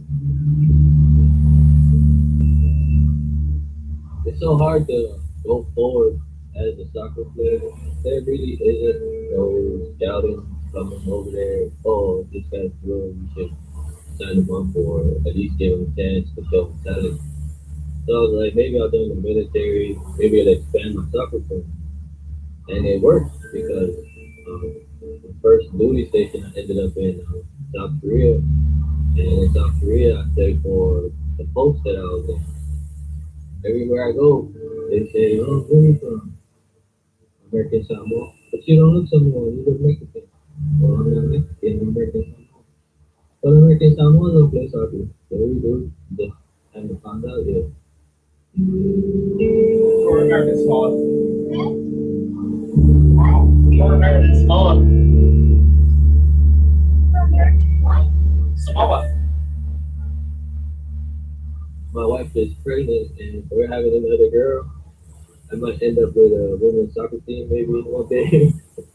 It feels bad I won't be here to take her around on her appointments and stuff. But other than that, I think she'll be fine. She's a strong lady. He's too excited. You know, he even asked me, is it okay for me to go? It was like, okay, it's time to do it, you know, and then I'm like, are you serious? You want to go play soccer in my condition right now? In her mind, I love soccer more than I do her. But I'll do whatever to go. Leading fortune cookies.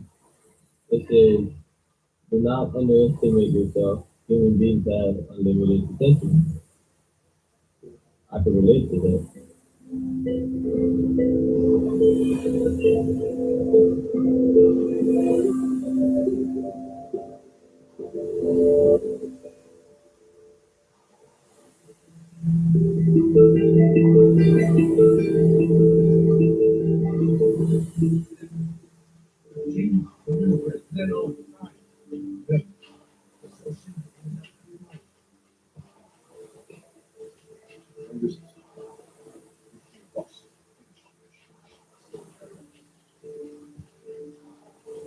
So, down here.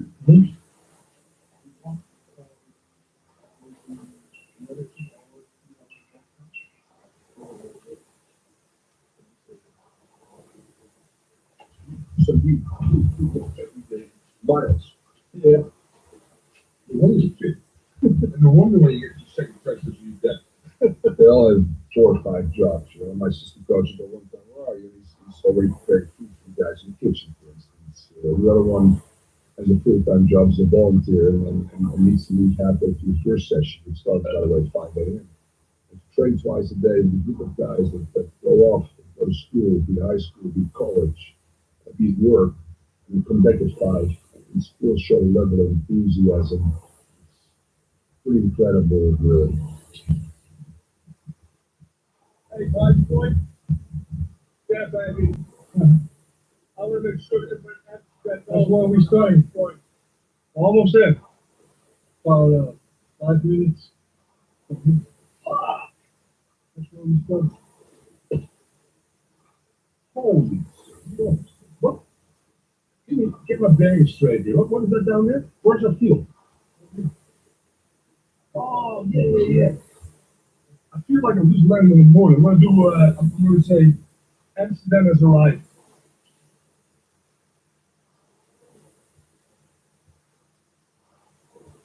Amsterdam, baby. And you remember when the US put the flag on the moon? Because really, you know which country rules the world. It's the Netherlands, baby. You know. Sex, drugs, and rock and roll. Well, when we get up there, that's great. It's pretty awesome. Take the right. McDowell's last 10 minutes. Take the right. We got finished. Yeah. Is this not the highest point? Okay, let's jump to the next one.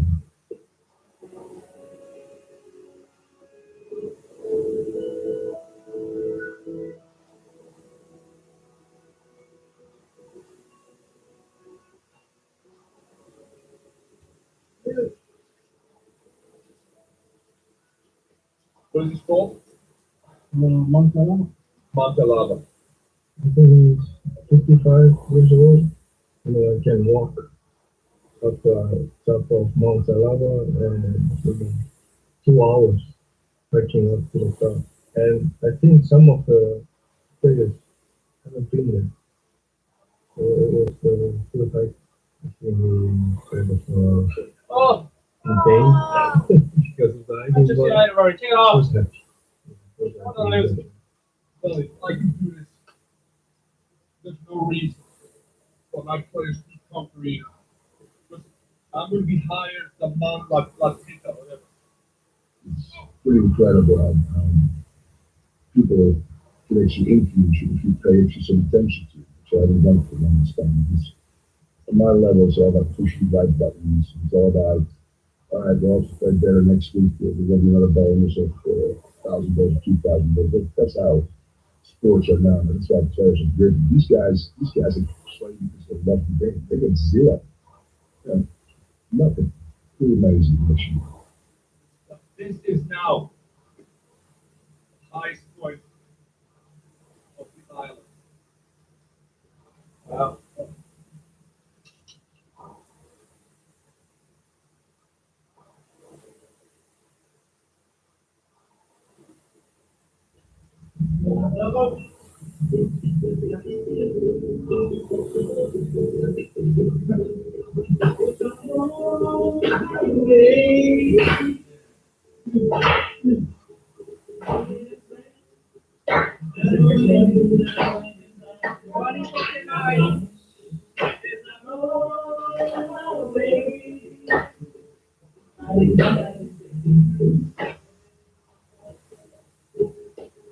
My wife is new, which is great. She's my best friend and comrade and enjoys traveling and very adventurous and this is higher being out there through our daughter that passed away that gives us a sense of reaching out and embracing and giving back, so to speak. So that's very important to us.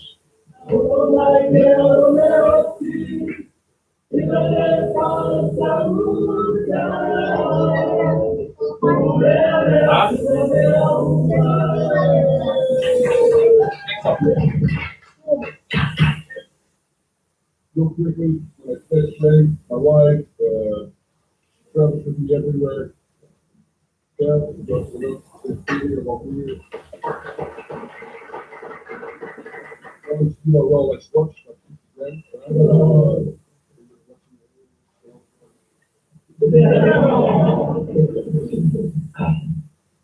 just a quick story, guys, and I'll share it with some of you, and that's maybe one of the reasons that we're here. We lost our daughter in a car accident when she was 18. Well, which is going to be very young child. And what I want to tell you is that you get only a few opportunities in life. You know, some of you are the same age. Who's 18, who's 17, who's 19, right? Live the moment. See it as a great opportunity. You know, not as an obstacle. You know, it's a great challenge. Because there's worse things in life, quite frankly. 8 years ago, my daughter was on her way back to university to start her soccer training for the spring, and she was killed in an automobile accident. It devastated us. Nicole always had a little saying that anything was possible, you just had to find a way to make it happen. So we use that as our mantra for everything we do. For Thomas, this is what it is all about for him. We're doing it for the greater good. We're doing it for Nicole. My message to you is, cherish what you have right now. Cherish what you're going to have on the 22nd, 24th, 26th. Make it happen by going out there and playing as hard as you can.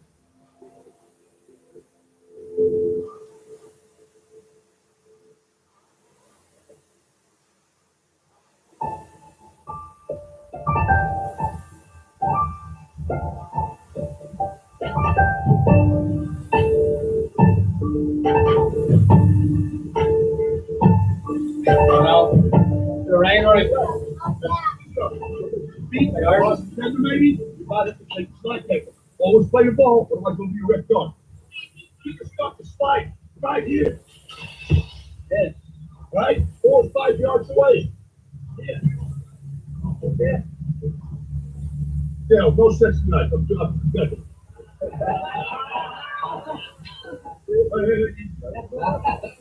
Go. All right. Yeah, stop it. Yeah, stop it. Stop it. Oh, yeah. One more time, hey, one more time. Yes, give me the ball. Good go. Come on. Yes, money. There you go, man. Go. Stay for that way. China's in the breakaway, right? You don't go goal. That's not a text. We're getting forward. You got it. Stop. I got it. Thank you very much. Go. You got it? Go. Yes. Good one. Good. Yes, Charlie. Stop. Good. There you go. Start.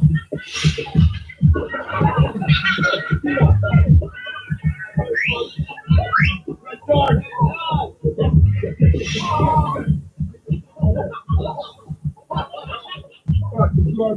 it. Come on, guys. Come on. You guys. Go here. Don't drag me back.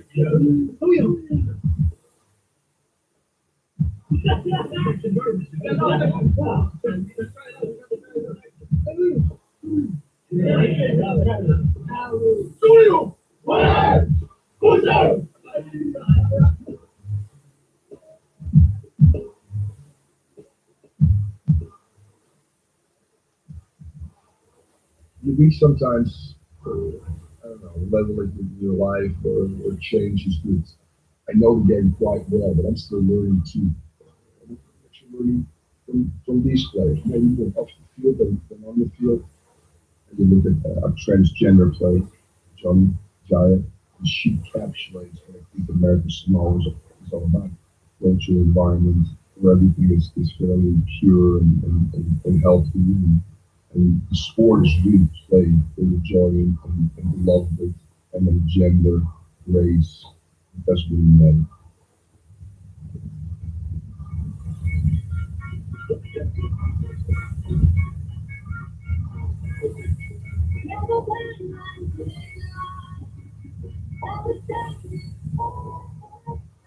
I studied the performing arts, the dance focus at the University of Hawaii at Chino. When I'm in Hawaii, I live as a female, 24/7.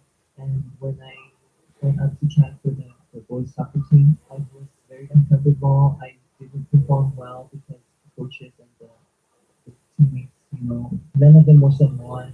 I didn't know how they would react. So it was hard for me to perform at my best. Different from being around, the Samoan guys, I was just Yeah. Wait, right. Either. What soccer mean?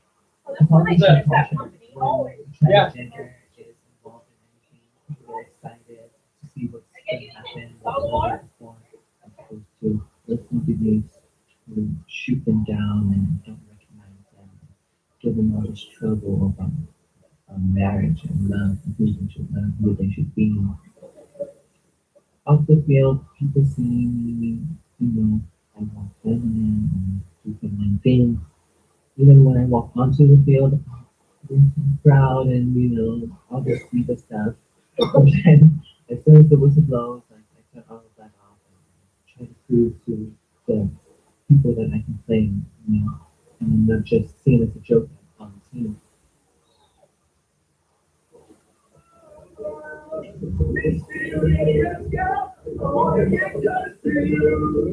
Jazz is different from all of us. We just accept her as she is, and I'll just respect her as a sister. Whatever happens to her, I'll protect her. I'll be there for her. If we lose, Jazz will say something in order for us to be happy about it. She doesn't want us to feel down. She keeps us up.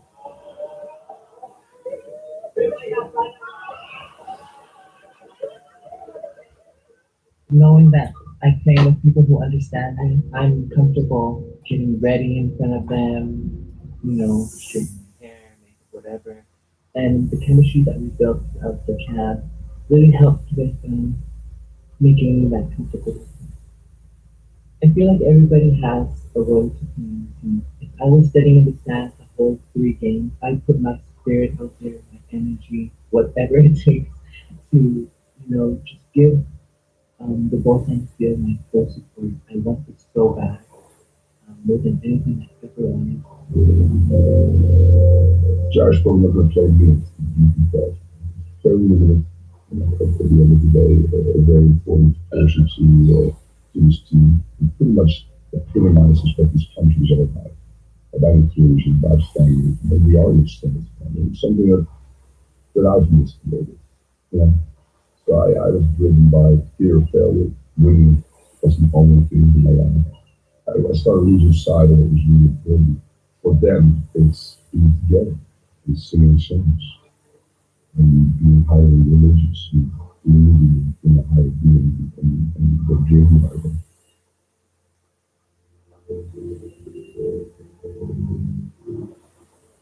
I was raised religious and an atheist. I don't know what singing is all about. We have never entered church, so we still, it's the outdoors, it's just, it is a gift of God. The connection with the girl and the dog is beautiful. And you're warm, feeling, and you're in at peace as well. Special prayer tonight. On your earth, the David contest that against you. It must clear up. It must clear up and more development. I've made an incredible journey in my own. I also realized that I've become a real sufferer. But I know when the game comes around, I know myself. I'm going to do everything in my power to be successful.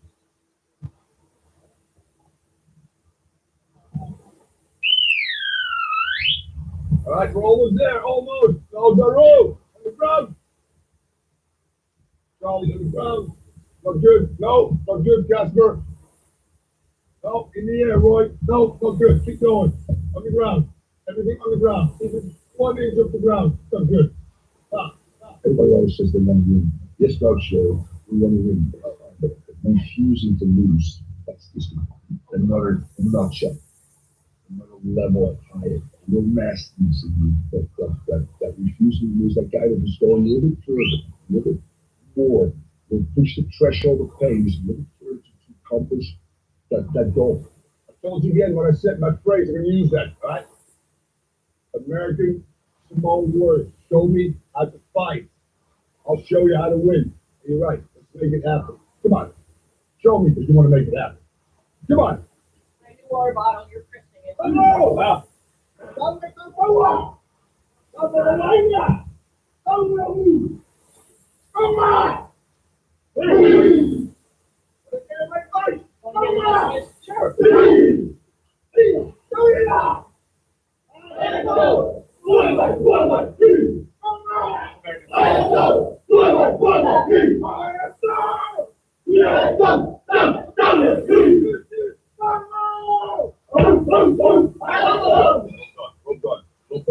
Okay. Let's go. Fiona, go big ring. Tony. All right, here we go. Escada, go Connor.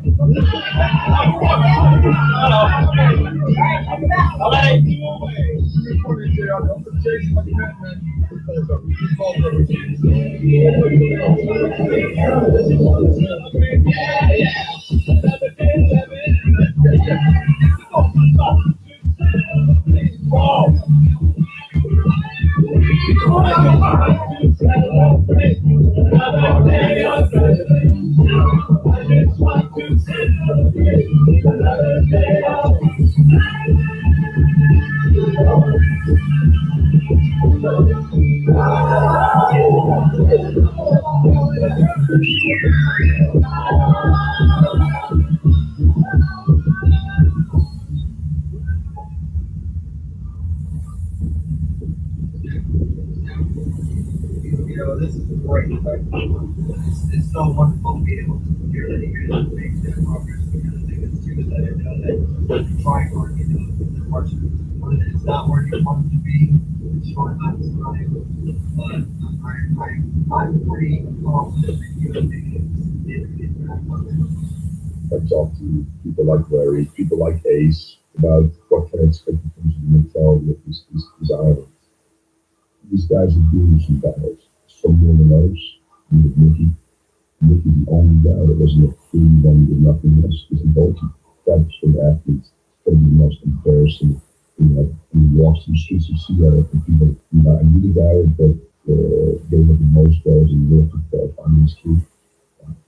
That's going to be tough. I can tell they're stars.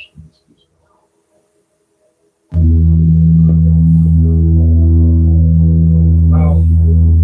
No retirement. Life over here is tough. It's very tough. You don't work, can't pay the bills. So to go back, it's a big sacrifice.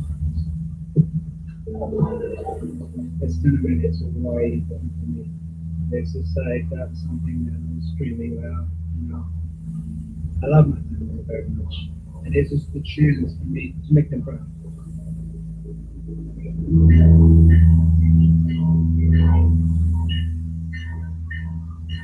For him, it's all about showing the world that this country, not only yourself, but the team can do something. We can win a game.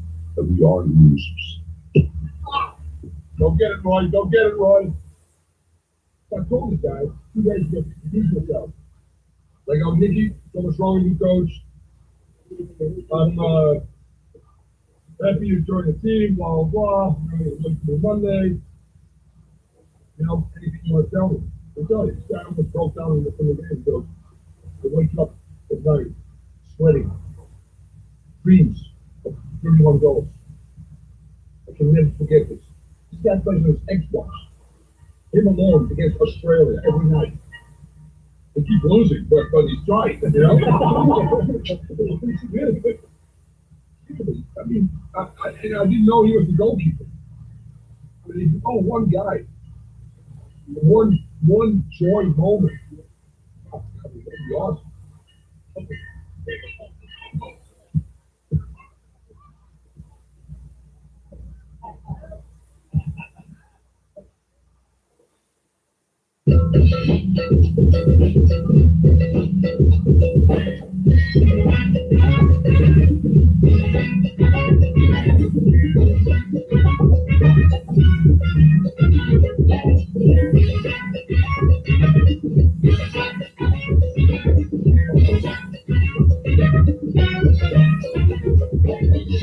The hard work is done. Now it's all about the psychology of people, making them believe they can do it, and dealing with confidence that they can do it.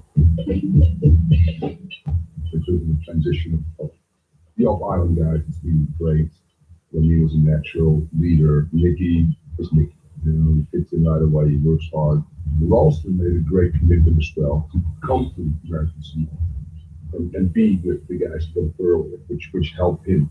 They now understand that these guys will back forth. Are there some disappointments of guys that maybe thought they would start versus not? Yes, there is. But I sacrificed some skill and felt in this game we made physical and mental parties. I know when I look at my coaching staff, I mentioned Giants and everybody went like, what did he do?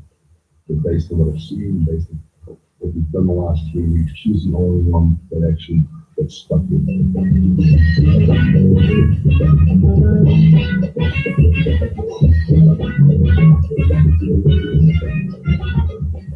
This is a major accomplishment for me because it's my first time starting.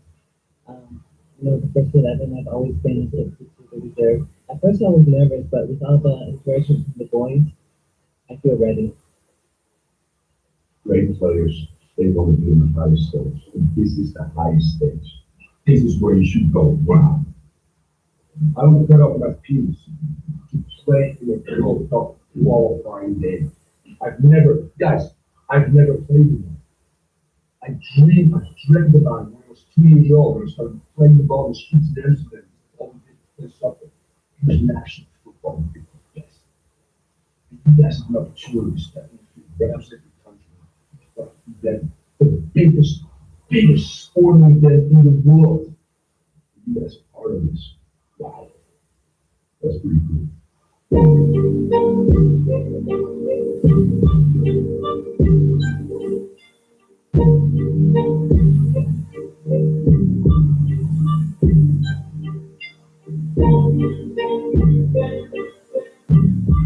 Win the little battles, we win the war. It won't be a war for 90 minutes. You respect them, you don't fear them, you kick their ass, it's peace out. If you run out of breath, reach inside, pull your lungs out, and then breathe on it after and stick it back inside. It's not one person who's gonna do this. Together we can do anything. Small, we can do anything. I want to win again.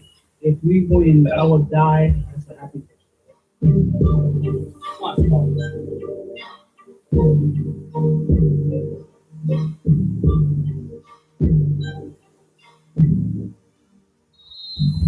Organize, deep breath, focus.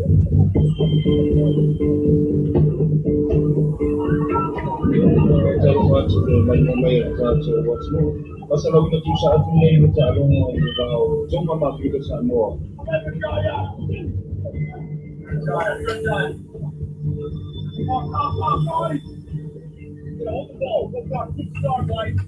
Pasok mo yung pagwato. Busy dito ang pera na. Pero fight kaya ang kasama kay Minday. Sa uniang sama mo sila to wag mo po.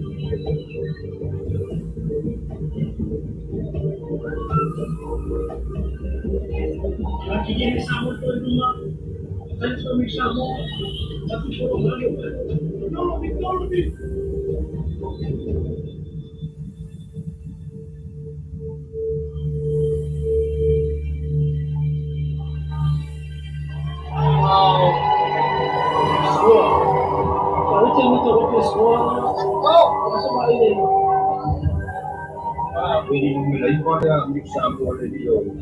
Ganyan ka. Ang example kasi kung mga ganito, what's one is going on yung milay pa.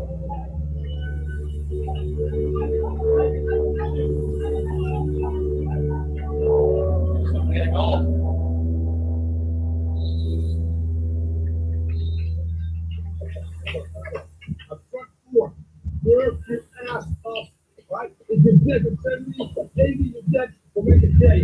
Do not start cheating your team and yourself, right?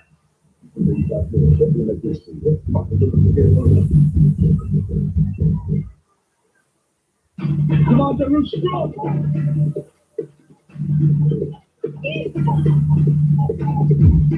Nagyan mo kumor lang.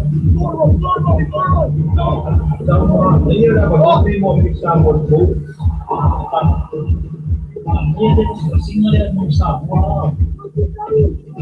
Awan sa tuman puro. Bahaw na ito yung example na. Ikaw sa kapto. Oh! Delivery! Wako puro man. Wako na lang mo po. Si Combo, Amerika sa mo. Ano yung pag-inuwi na rin yung mga pag-foul yung gusto niya Amerika sa mo. Let's go over, guys.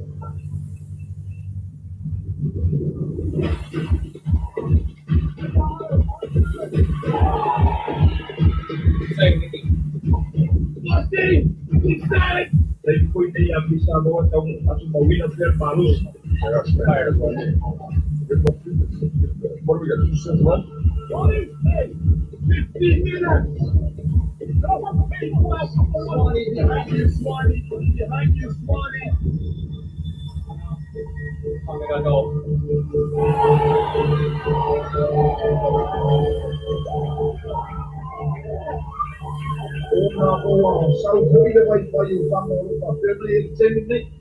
Kung mawanig sa moto pa may indang ko bawa tutong matulog bakong maratong mes mutasid na siyempre may ikuwet ko kipat bawa naman o ito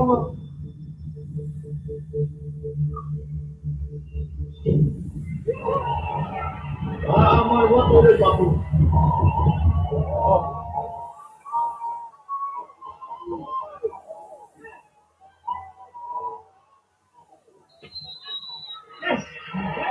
wow.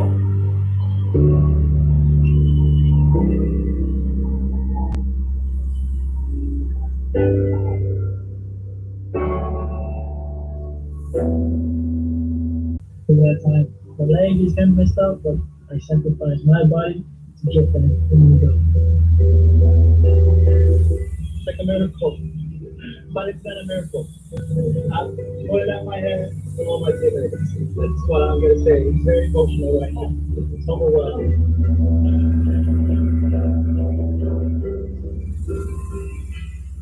This is a real special moment. For me to be able to sit back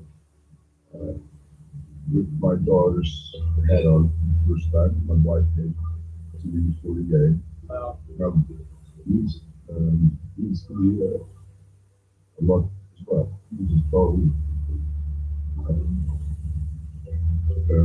my most rewarding or most satisfying or most spiritual win that I've had. They execute a game to be tough, to be hard, to be sensible, and if you have to give an MVP man of the match, winner of the match, it's probably something that late actually saves 2-1, throws the body from the ball, from the leader, block tackle. Otherwise, the game might turn out differently. She was incredibly nervous and really calming down. Actually, it's like maybe a girl-to-girl talk really helped, and actually did. I don't think that the players, the organization really understands the magnitude. And I told them if we ever get a victory, this is Euro Blues. Anybody not familiar with the New York Times? The biggest newspaper in the world. That pretty much sums it up. I want you to look at Gene's face. Didn't play me. Look at that face. That's victory, that's celebration, and that's a glory. That's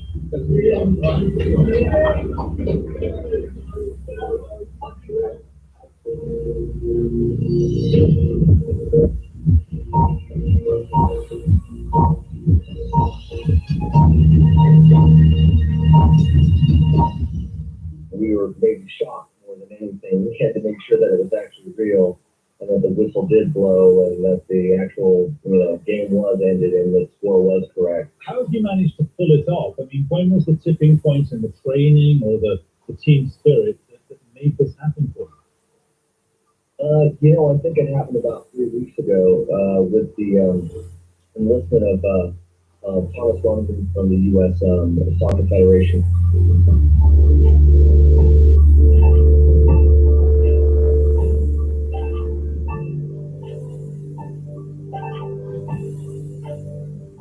American Samoa having won the first ever international 17 years. It's history.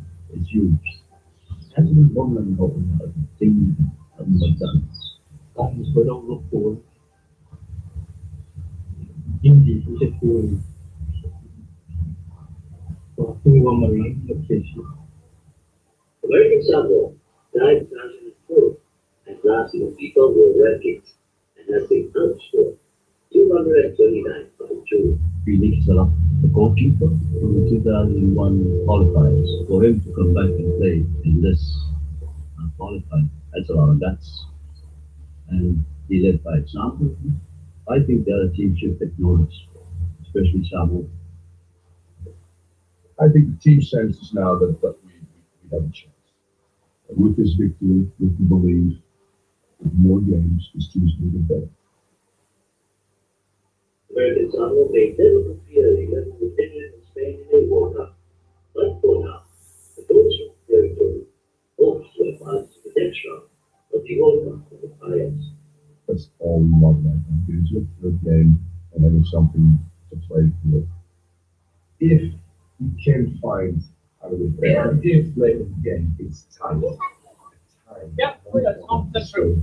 So 1 point will definitely take you to the championship and get everything played. Ladies and gentlemen, these are all the Federation Football Soccer of Samoa and the people of Samoa welcome you to the match of the 2014 FIFA World Cup Brazil qualifier between American Samoa and the Cook Islands.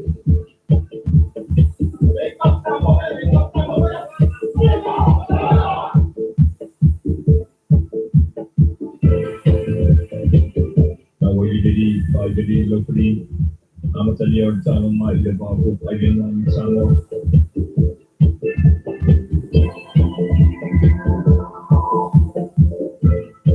Kalau play on lottery mau ada mana orang sama.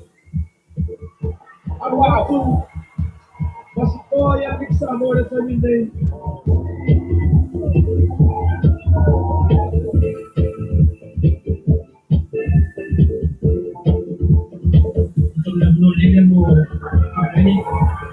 Waktu menerima jadi utama.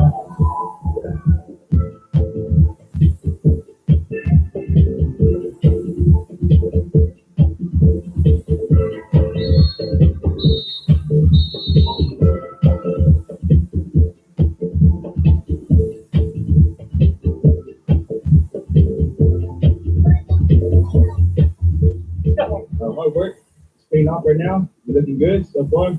Last game will determine who's a good chance for this tournament. So one more game.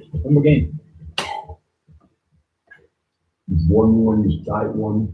The whole world is talking about you. I can't be happier that you are able to put yourself in position to play for something really special now.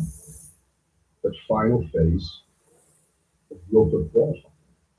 This is for real. This is the real stuff.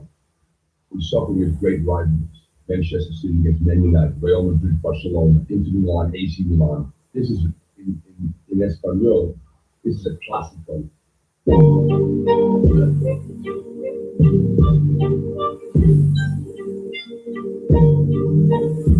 Yeah, two countries very close relative to on both sides of these two teams. We all know each other. We all play against each other, with each other. It's a lot, man. We always stay under the shadow of sun, but now we prove it to them. Always can fit them. Ako huwag magpapwapyo. Ako naman ako. Wala ko yun. Kung umiyak ako.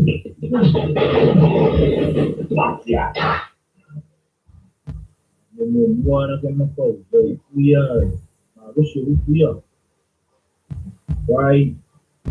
Ano? Ikaw lang parang nila pagkaw. May lukusisi. Pagkain ng lubima. Hindi nga kasi lubima. Pagkain parang vera sisi. Ito. Jadi ilang.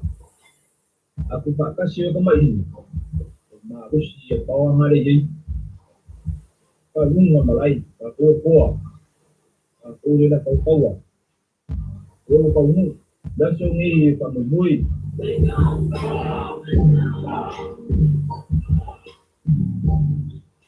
Every day, every night, we sing. When it comes to this kind of stuff, I can feel it in my heart. I wish I'm in there, in the field, fighting with them. Nobody believes that we can come this far to play in the championship for the first stage. All I ask is them, just believe you can do it. Whatever they throw at us, we throw back harder. They tackle harder, we tackle harder. They strike harder, we strike harder.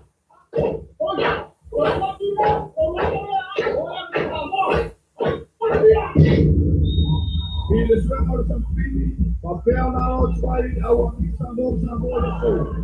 But now you're going to say you walk. The best thing I will walk. Hey!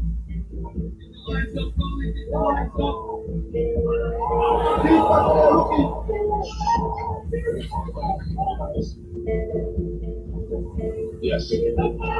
Yeah, I'm sure. Suatu kemarin silau, si macam mana silau, mesti nama nama silau, mana naya informasi.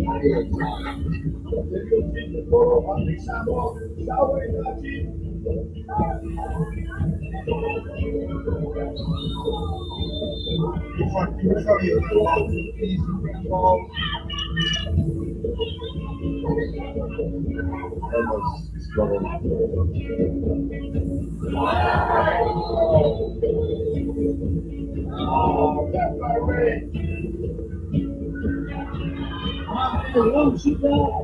Hello, Mama. Ina may joy. Exactly what we want to do. So relax. I'm fine with this. Tough moments. Again, I've been through sport. Didn't get what we go. They do better. But when this game goes on longer, it will be in our favor. Right? Champions game are never easy, guys. They're never easy. And the second half, it's just the team that's the smartest, right? And that wants it the most. And I know it's going to be us. Go, Slow! Hey, what people you are doing? Up they are! Up they are! Up they are!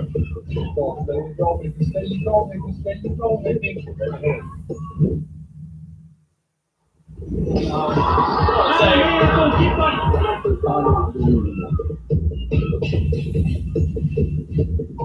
Apabila bersama teman-teman, go. Macam waktu orang itu si tinggi, bersama tinggi. Go, jangan. Go!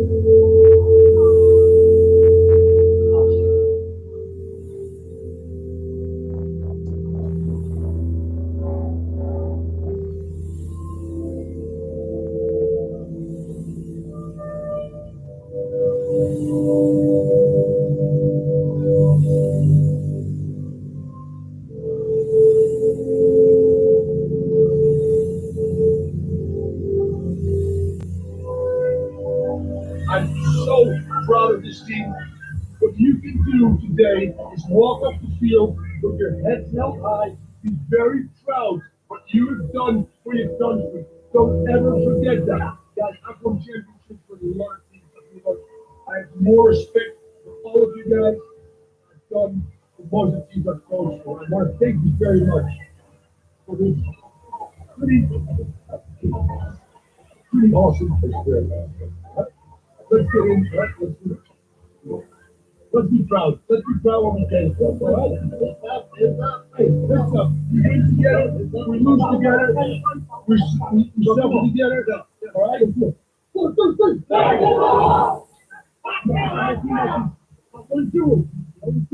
1-0. 1-0. They play for it. Move. American Samoki. Look at your side. This is your brother. Yeah. Right now. Yeah. It's right on my side. Hindi ako tinitulak sa tumatot sa mga. Ewa yung man niya. This is what pinanapay na naman sa mama. Pagtentele lang siya. Kupuinati matu hotai maro siro mote matu re usolo matu tuma. Toro matu tuma. Kwame pero kupanya si matoro matu tuma. Kumate matu como nuya mayati matoro matu tuma. Pero matu kaya sa ko penana o ina matu matu. Baba mama, down with the wonderland. Oh, no, that fool on the Atuare, I'm a Takao. I'll be my way back to the Savali. That's my mama. Oh, yeah. Sweet.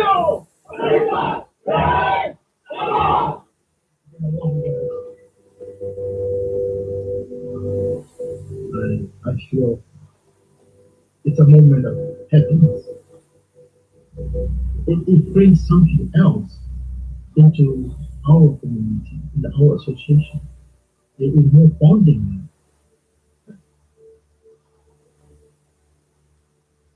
I feel that Thomas helped us.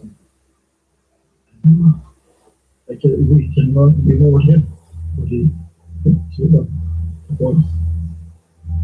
I told him, I said to Thomas, I thank you very much for what you did to us.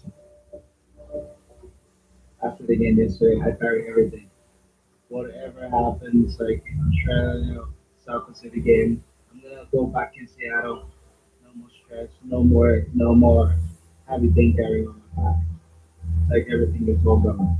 I think right now I'm a free man. I want to inspire people who are like me to just go out and do what they love to do it to the best of their ability. Don't let people stop them from going after their dreams and just keep pushing no matter what people say. I always remember that day Australia beat us 31-0. Now I was part of this team that accomplished its first victory against Tongan, and it's something I will never forget in my whole life. It's very powerful. There's maybe one or two articles that you all see on the FIBA website of who beat American Samoa, the Brewers. You can see them and take some of these things that I've learned here and bring to the highest professional setting that I manage players a little different and better than I've done in the past, and still get their love and passion for the game. Yeah, I think I can. I'll carry this with me the rest of my life.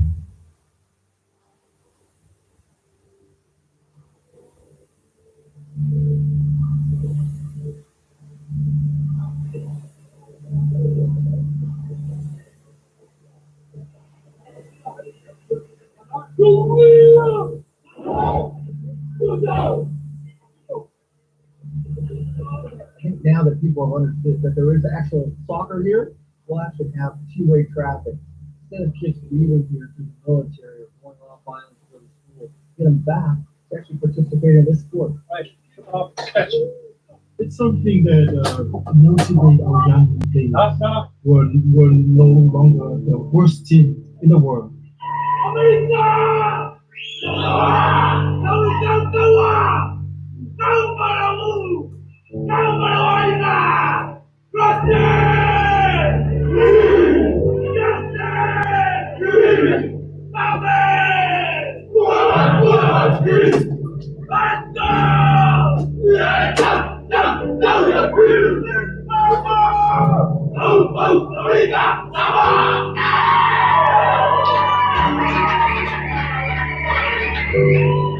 This is one of those life-changing things. I actually never even considered coming back to Samoa.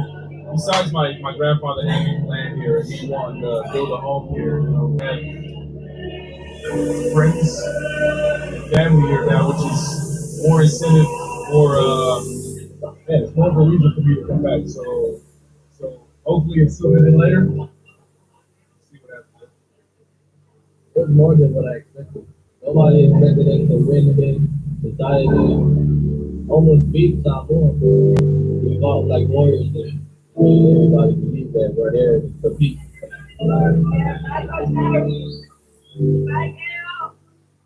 Anything is possible today. You know, this week shows that, it proves that. We don't know where else this takes us. For us, it's actually the starting point. So we'll see what happens, but it's not goodbye. We'll see you later. The same Dutch, good seeing. And we will return again.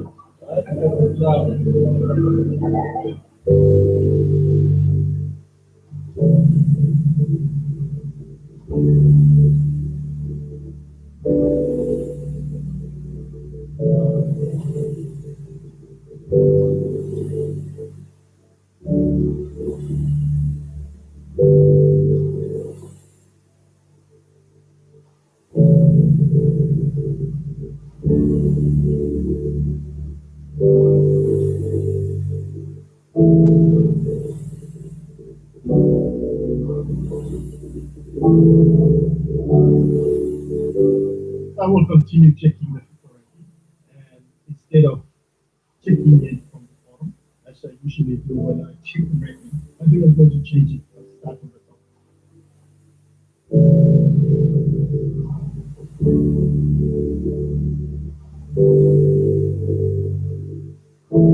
Wow.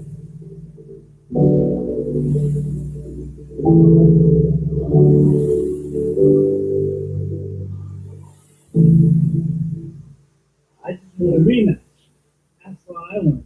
If it's 10-0, at least bring down the score that much. I want to go challenge against them again. One more time before I die.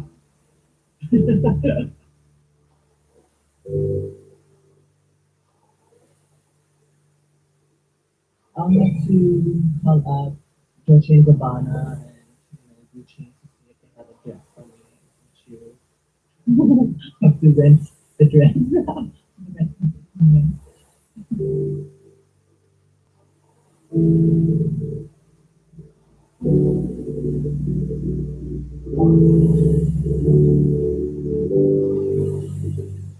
Really?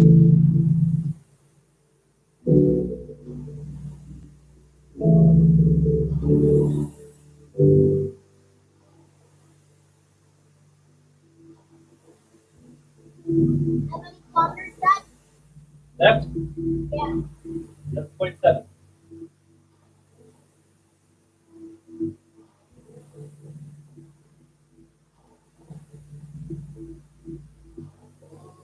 Does that mean the whole that? Stop now. Huh? What? You positive me? Positive. Some guy built at the wall.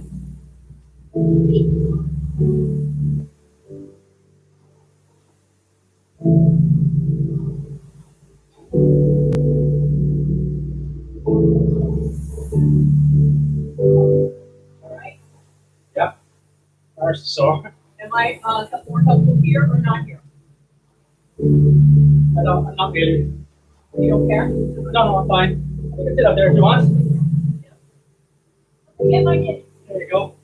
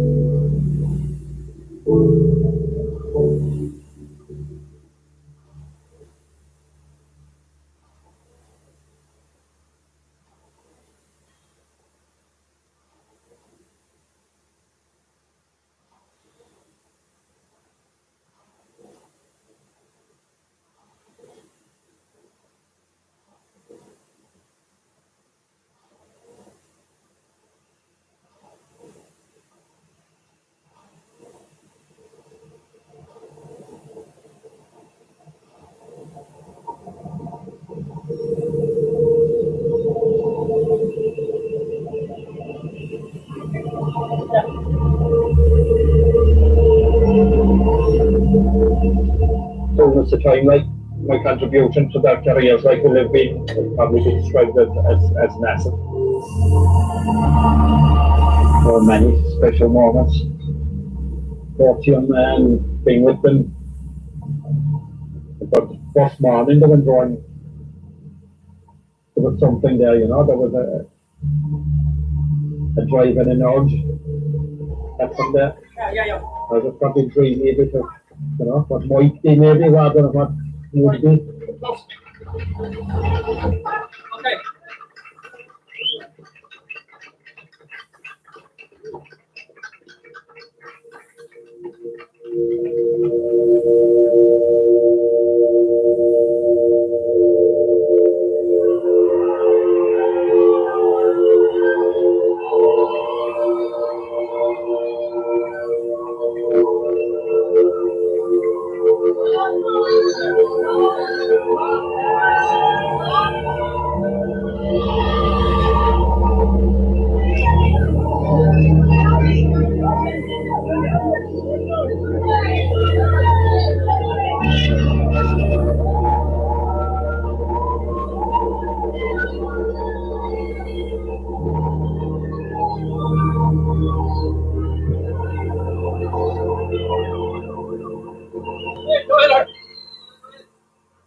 Massive. It's so wonderful. So wonderful. We want more. I could not the road and you have to stay here. I could not get home. It's so wonderful.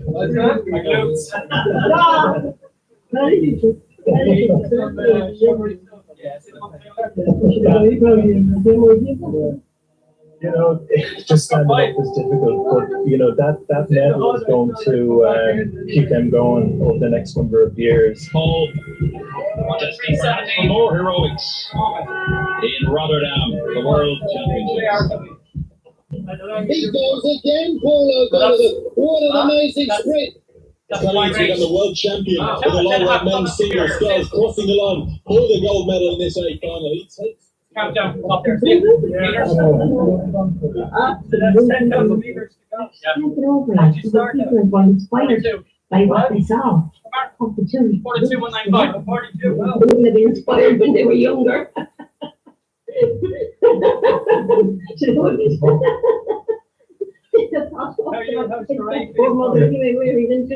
below what I wanted to be.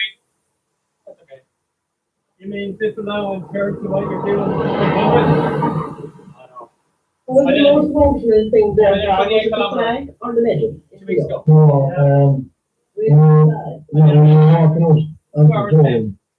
Before we went losing, we were walking out and everyone was there. The noise that they were making and all the other flags going and all the boys there. Yeah, that was probably it. Yeah. Laura brought me up a photograph of me. She got off the Right. the fine morning. Yeah. Son's photograph of you holding his head. You're right, didn't And the you? first thing that's gonna go in is your hands. Well, it's like a speed bit away, right? Yeah. So if your hands go away. They're doing it well done, isn't it? That'll get fired. They're taking it in their stride, They're right? taking in their straight, yeah, and I mean, they don't think the case, right, in here. It brings back that. Yeah. The more you meet them, if they hear them, I don't think it wasn't even playing it as we, and I'm like, Yeah, yeah. I was actually fearful You're both the that motion of keeping your hands. that's to be on the face of the time, but I guess first conference been organized in the club with the jump there, holding off the back, so that's the goodness. Yeah. So it'll take the pressure off your boots. We'll get down a little bit more. Oh, yeah, you're great. Honors, I've anything never done outside that of performance, success, rowing and home, shouldn't be on the agenda for discussion. What you're doing in your private lives, your quiet time, your home time, that's what you do. The media only need to know about the So that easier news than mom. here, and anything outside of that, just find something.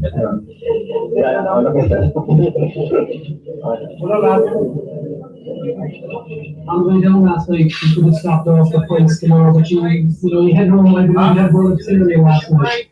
Really does, yeah, Christ, just when we were up there, celebrating and waving at people and shaking hands and to cut the grass games and hang up things just on the way as well, they had really cool and everybody got the carriage to 100 in there, they were having the bag sandwiches.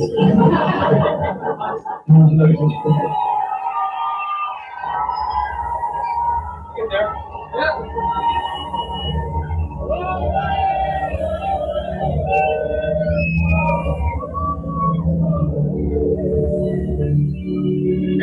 Well, this has just been like, it's been very extreme since Rio.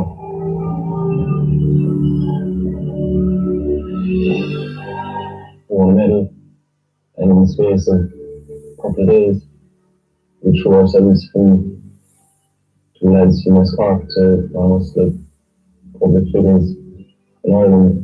We really landed ourselves in the deep end, so we've had to learn very quick. Been mad few days, though, hasn't it? Yeah, incredible.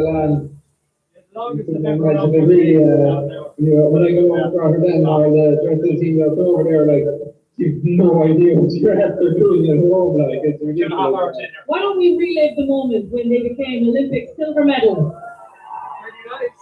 I find it hard just when people play back the race and you can you can see us nearly overtaking the French and then we just fall back and they start pulling away. The first Irish medal ever at the Olympic Games. It gets harder and harder to watch every time. Those are the winners, the world champions, Pierre Juan and Jeremy Azou. So we lost the Olympics. So it's hard to take. I can hear. Yeah. Can you go a little bit more later? Fine. Oh yeah. Can you go a little bit less? That's very low. You can do what you say if you want to. And Carol Gary, join me now from Skibbereen. Congratulations to you both. Certainly looks like one hell of a party there tonight. Was what you're expecting? Eileen, how's form? Yeah, it's been geez, there's no way I could have expected anything like this. So the town is absolutely incredible like tonight. Yeah, there's more people in Skibbereen there anticipating about 10,000 people, but we reckon that's a good couple of times more than that anyway. Yeah, we're not great at judging crowds, but I'd say there's a couple million or a couple 100,000 million. The lads after winning the hats, some action. Is that what's happening? That's what happened. Yeah. Did you get a photo yourself? Do you have a camera? We'll do a selfie. We'll do a selfie for the crowd. Why don't you take a selfie now? Yeah, it would be good in that place to take over the pond. Lovely. Thanks very much.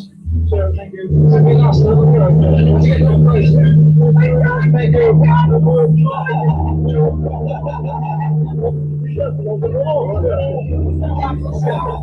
But put the sport of rowing into people that never even knew what a rowing boat was. Loads of things go viral. All the funny stuff on YouTube. When people see it, but I don't know. People just remember the stuff.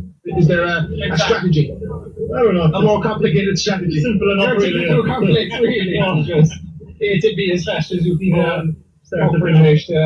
Close the eyes and pull like down. Of course, I'd been my life. So like a dog, t-shirts are selling wholesale.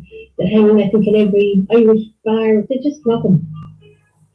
Talk to me about the hours. Talk to me about the next 22 odd hours. What I think a lot of people would do in that situation, if asked what you do in the next 24 hours before your race, a lot of them would say something along the lines of, I want to rest and I want to recover and I want to concentrate and focus. But you don't think what I'm saying, if you're going to do that kind of thing. You just kind of give a little bit more detail and say we're going to have a nice bath and have dinner and steak and stuff. Get a bit of steak. Steak, yeah. The food is fantastic there. Like, you can have steak for breakfast, lunch, and dinner, which spuds if you like that. I think we just have to be ourselves as well, really, as much as we can. It's very important. We don't want to change how much we are. That's what men always say. Be yourself. Chief of the voice now. So I said, be yourself.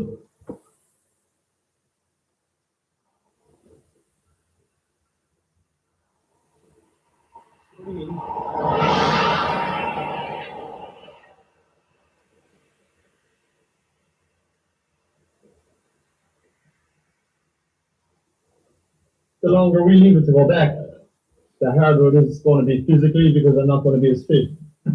So like, I'm probably going to go out there now and this is my first day back and I'll be naive and think nothing has changed from the Olympic final and I'm as fit as ever. It happens every year and it happens everywhere. I'm going to go out and pull as hard as I can. In 20 minutes I'll start probably getting slower and start rolling worse because my fatigue will kick in a bit earlier than I would have anticipated. I can tell you now, I can anticipate it, but I'm probably just going to ignore it when I'm out there and pull hard.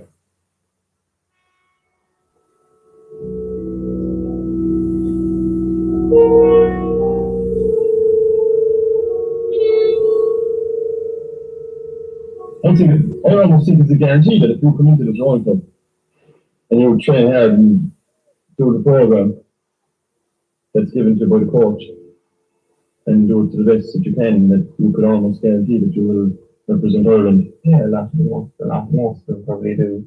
You can't guarantee it. No, it's ridiculous. It's different.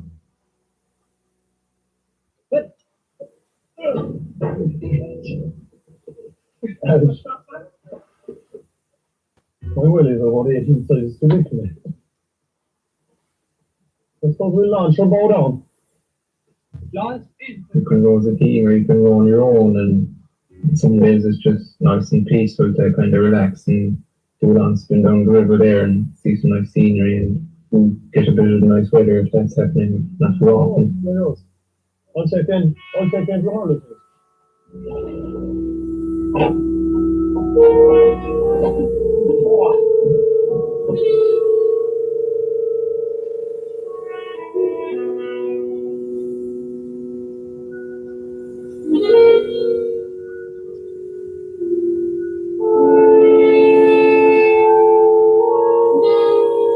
Every decision we ever make in our lives will always come back to how it will influence our own, impact our own. It's miserable most of the time. In the winter, it's cold and it is waiting. You'd much rather stay in bed for the day, like, especially when you're tired. Then you put your do it, you get up and you're training, and then you go the next day's training. But then there are days you're sitting in the car, you're driving the train, and you just can't wait to get there. And I don't know how to do that. It's not just the odd day, it's a regular thing, you know. But you're there and you're just looking forward to going out in the water.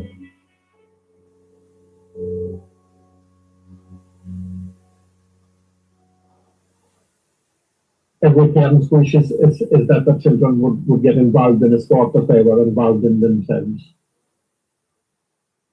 My earliest memories with rowing are just like Dad has a few medals and pots and tankers and stuff like that just from his days at it, so we'd always remember them just because when we were kids we used to play in the attic and we'd be throwing them about the place and making record of things.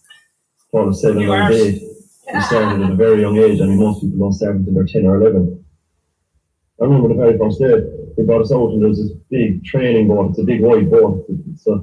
The idea that it's wide and it's got a big hull and it's hard to capsize. Just remember us, like, we nearly jumped into it like a sled or something and dragged it along the rocks down to the water.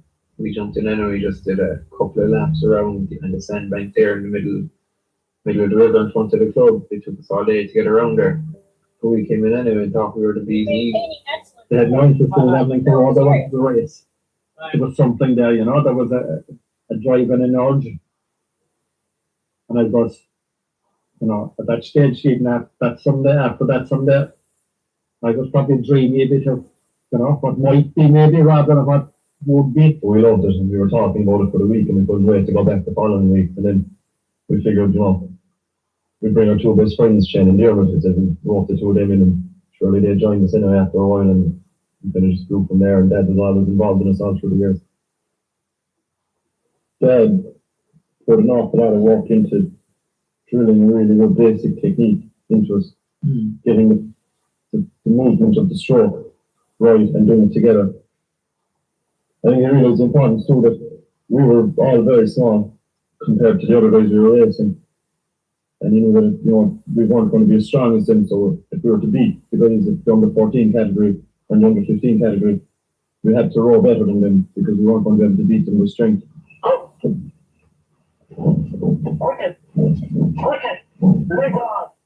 We asked someone would he film us, and then we sat down and looked at it together on the TV, and he said, look at you now and look at you before, and this is better, and then we could see like, okay, we're improving, and we could see for ourselves then what we were doing.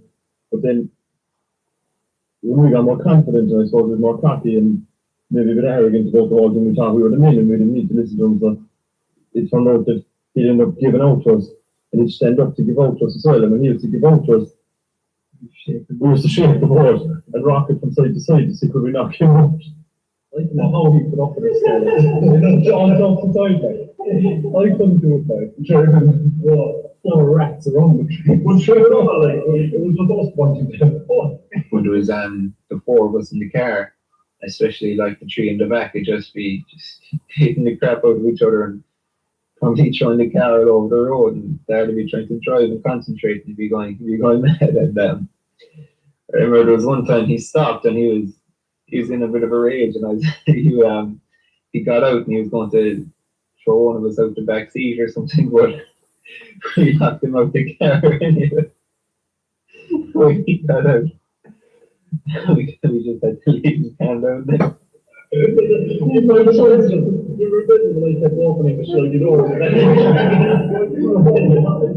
think the most special, and it probably still is, as much as they've achieved, was 2008, when they were selected for the Irish team for the home internationals, which were in Cardiff that year. Gary Paul, Shane, and there was Derek Parker from Waterford joined them in the quad. The proudest moment, and Chevy Clare was heading off into the sun, and they were going representing their country. That I think was probably my proudest moment. There'll never be a first time for that again. They're doing their best fishing, they're racing, and they're doing their best they can, and that the fact there, but you're still on the sideline, going over to them, hold the floor, and you're thinking, once your children kill themselves, you're more than that already. So, feel it's bad for me now.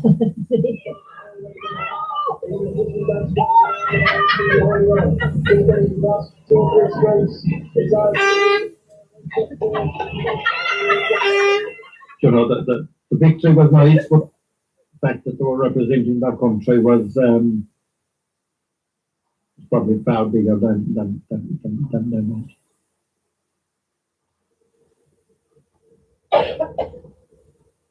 A lot of the successful kind of guys that have been through the club kind of ended up coming from our townland of Atherdown, which is just a small little parish just outside Skibbereen.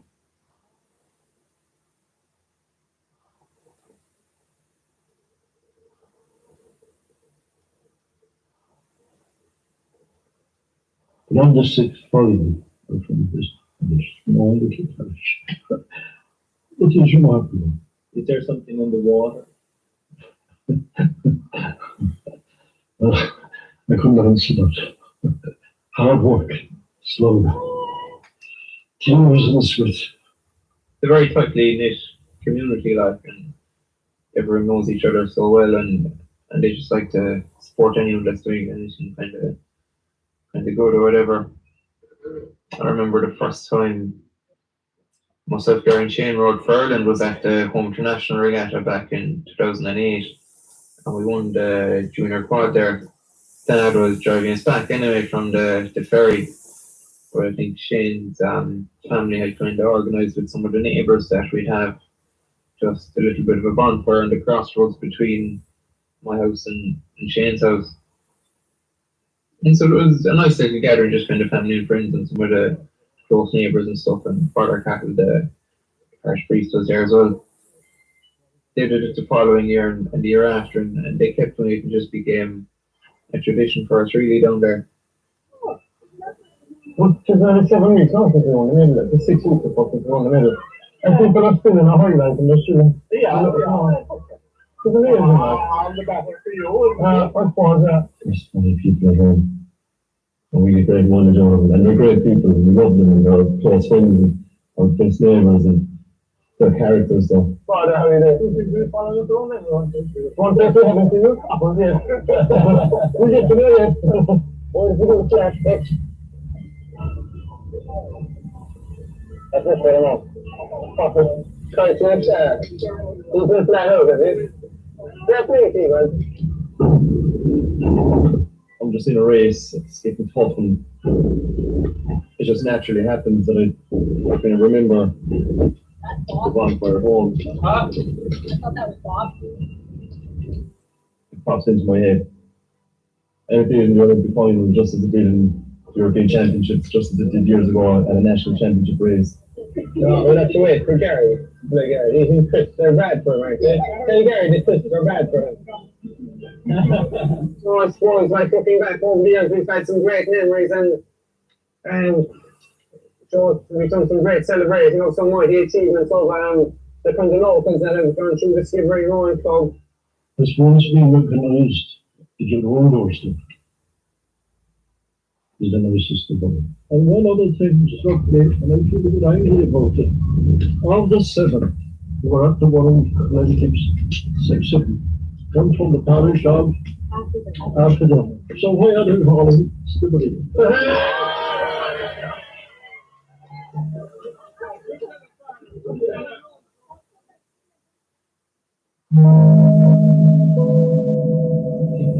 Not cheap, no.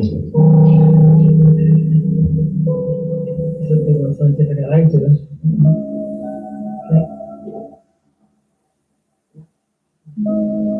That's entirely done. Yeah, well, I've asked this question myself. Are they built differently down there? Is there something that's different, like, you know, these talent hotspots? Is there something different about them? Or like we talk about the longer levers and, you know, the arms. There are a few of them that are longer this way than they are this way. That is huge for rowing. 182.5.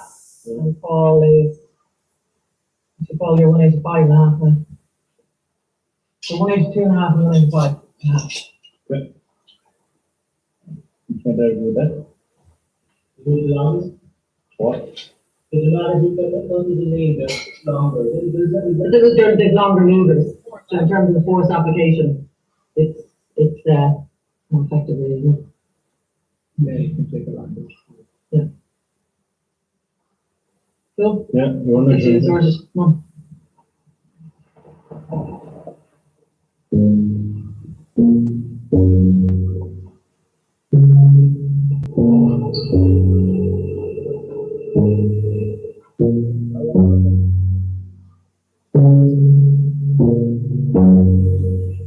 Boys, get your legs warm up, get organized.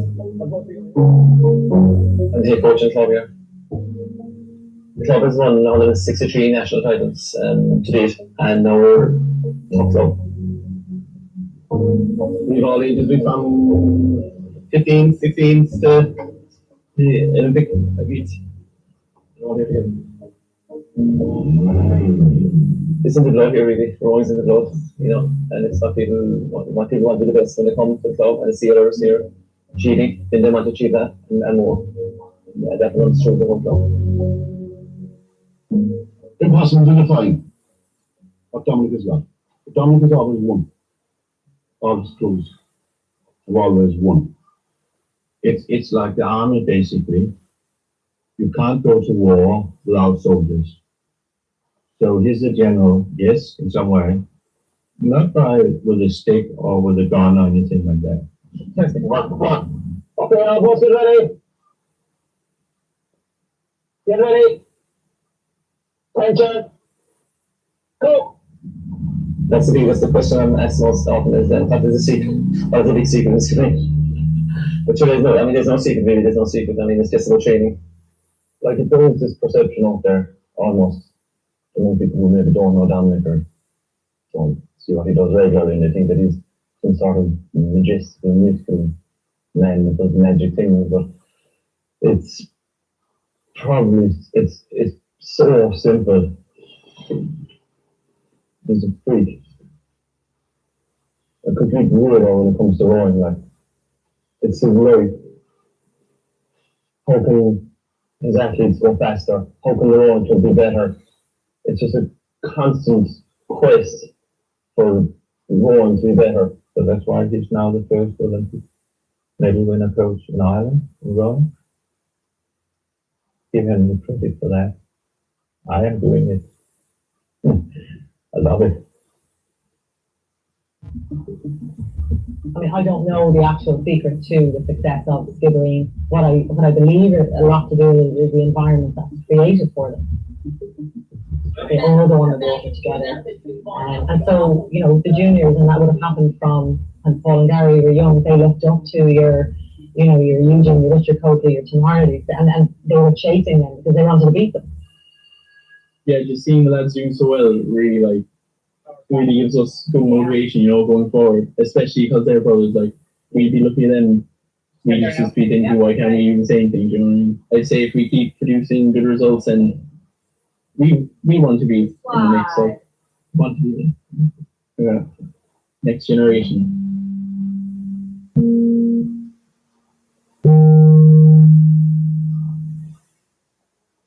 We will start every minute between crews starting low. The rate is capped at 22 strokes per minute. So this will tell everybody, we'll give you time to happen the race, and there's some pressure to happen as well. Okay, thank you. Because we need to win, we need to train hard. So I think that helps, it all helps.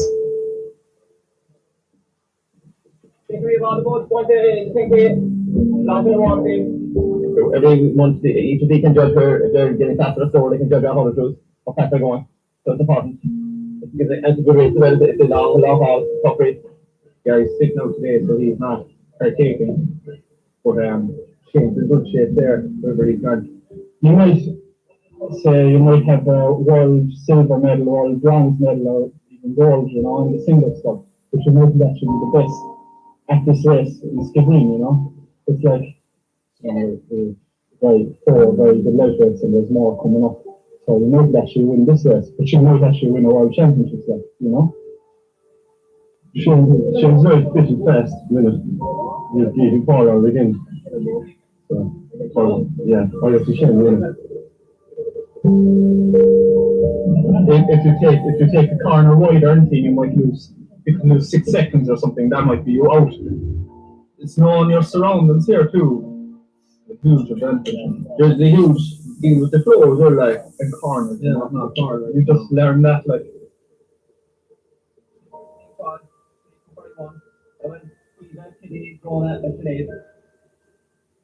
Third thing called It's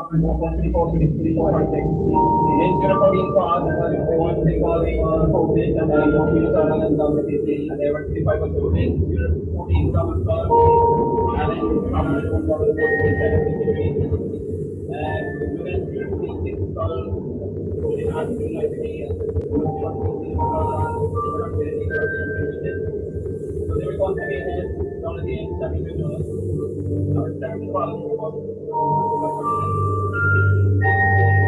men's like a single, Shane's 24-11.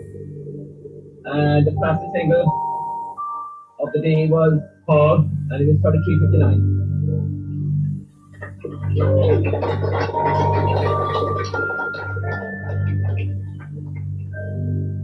Very low. Right. I saw it low. It was quite shocking for you at the start. You were looking around. You were like, "Geez, what's going on here?" He's world champion, but it's just always, I don't know. It's kind of just racing Paul. Really, it's like another race or another training session. Really, you know. So it is quite strange in saying that he's world champion, but he has that title, and you know, we all aim for that. That's what we all want to be. So I suppose it's great. And you don't coach anymore? No. When did you start coaching?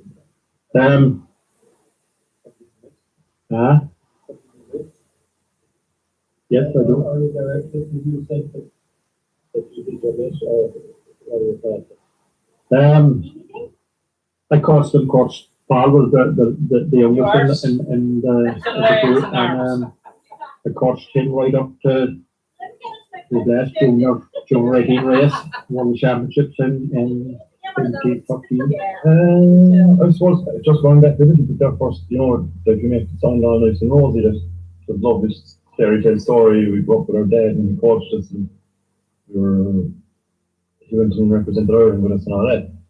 But when we were younger, we didn't really like the fact that our dad was there all the time with us in the rowing club, we were young and growing up and wanted to be away from our parents, and we were hanging out with our friends, We kind of found it difficult that our dad was there all the time. We wanted Dominic to coach us and come into regattas and stuff with us. And then Dad kind of took a little bit of a step back then from the rowing club. Wasn't good for me, but I thought I had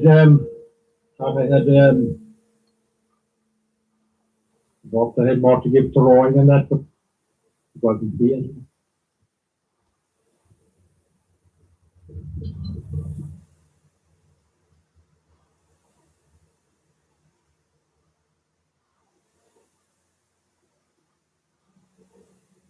What do you like that? What's that? What do you like that? Oh. The charity we have in Boston is Hey, Charles, here you the go. biggest regatta every year in the world, and it's a race we've always wanted to do. And also, every year they invite some of the world's top crews, and myself and Paul always said we wanted to go, and our plan is always to somehow make our way over there, and somehow put ourselves up, and somehow organize a boat and race there. And then all of a sudden this year, the whole thing was happening to us, and we didn't even have to think. We just had to agree to go. Do we want to go? And all we had to say was yes or no. It was a huge honor. I know what it was able to race, but I think we have a chance to get it. If we take a deep breath in the coffin, hopefully we'll be able to roll on.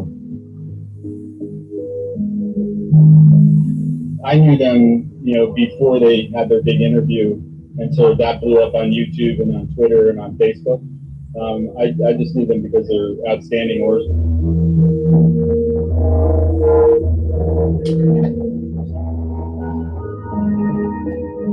When we put the boat on the water, it was a new boat, they hadn't rowed in it, and I said, what's going on, how does it feel? And they're like, oh, it's perfect. Whereas a lot of athletes would be, the spread's off, or the pitch is off, and this isn't like my boat at home. Good job. We don't want any boat type. We don't worry about these are nice, it's just a little different feel. Yeah. I'm sure it'll be fun.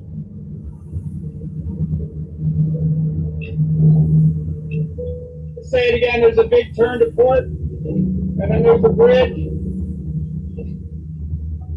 Paul is able to do something with his shoulders that most people can't do, and he can get them really flat, and as a result of that, he can get more reach. And as a result of more reach, he can get more power onto each stroke. And, whereas Gary has a little bit more of a traditional stroke, but they're really well matched up. And you can see that they've taken a lot of strokes together. But I think they also have this grit to them. They're gonna really push it to the edge.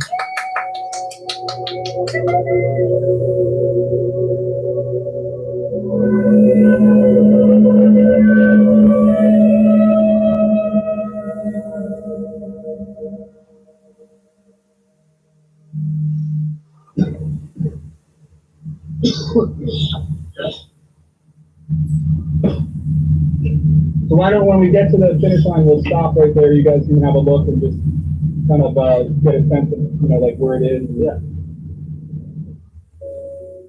I'll be right out here. Buddy.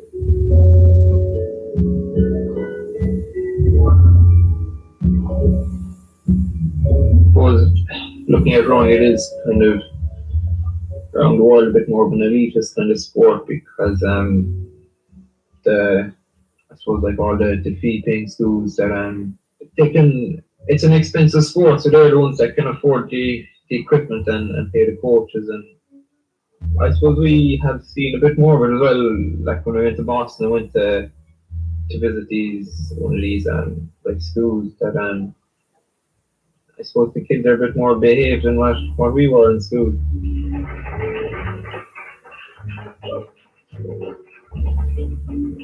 You know, it's a rare thing that we can have, you know, guys who have accomplished this much and frankly, you know, become celebrities of their stature here to speak with us on campus. So obviously a very lucky afternoon for us. The microphones in when we have we need them. Yeah. So we just stand beside it. Yeah. Still very good. Think about breathing and finish. Exhale at the You can finish. lean against each other. Yeah. As reporters, so we're just so competitive that even when we're in the same boat and rowing together, we're still competing with each other to see who can just like put out the most power. So constantly going through my head is like, even though like I'm rowing with him and in the same boat, I'm like, I'm going to pull harder than him every stroke, like, and I just that mental battle that you just don't want to be beaten by your brother in anything at all. So I think that kind of helped us too. And Gary's kind of the same way with me, like he's always trying to beat me, so it does help. Paul's the world champion in singles in the live men's singles, so, and I've never beaten him. So. And he's nothing. Yeah, he's not that much faster than me, like. Yeah, we raced last week at home at our national trials and he beat me by 3 seconds. So. Yeah, that's the one result. No, he's ever going to share with He beat me by about 7 seconds. 7 or 18 years. Yeah. But with the 3 seconds last week, so. I'm sticking to that one.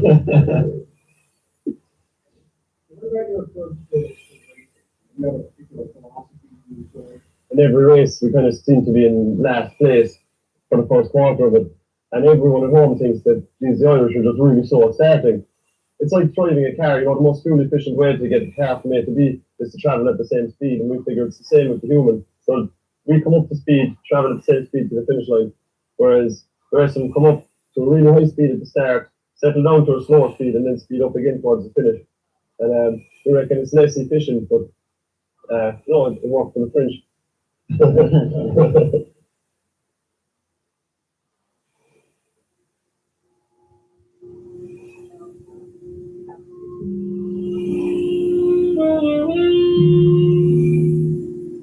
Ideally, like I probably shouldn't be racing, but seeing as we can all the way up to Boston from Ireland to race, I kind of feel like I'm under a bit of pressure to do the actual job that I came over here to do. TV in the Rio Olympics, they finished fifth. This is Jonathan Walton and John Collins down to 5. This is the British double. And going for Leander and finding this longer close. And in round number 6, here comes everybody's favorite viral video. This is the O'Donovan brothers from Ireland. So here we go, fans, Irish or not, here come the O'Donovan brothers, silver medalists from the outside lane from Ireland, European champions, really good guys as well, and funny and pants and tire. Let's go, Ireland, go Ireland. Give them those cheers, they're going to need it, because here comes another Canadian from round number 10. I hate losing. Don't like it. I always had an idea in my head when I was growing up that I could be the best. That just keeps me, I suppose, training hard so that I do kind of maintain my position at the top. And I suppose, you know, people say things are tough at the top, but it's always tougher at the bottom.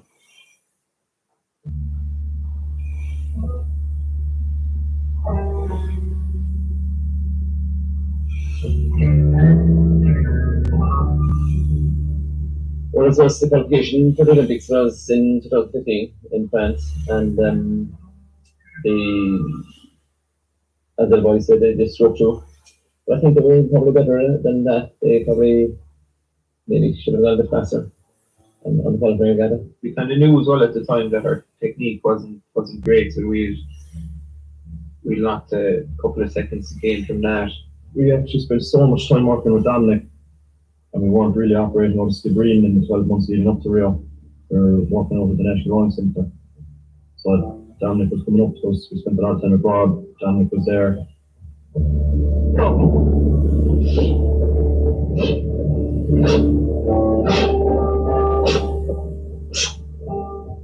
I won't say they're ruthless, but they are not afraid of doing things. They're not afraid of taking the chance. I suggested to them, we're going to train at least 9,000 Ks a year.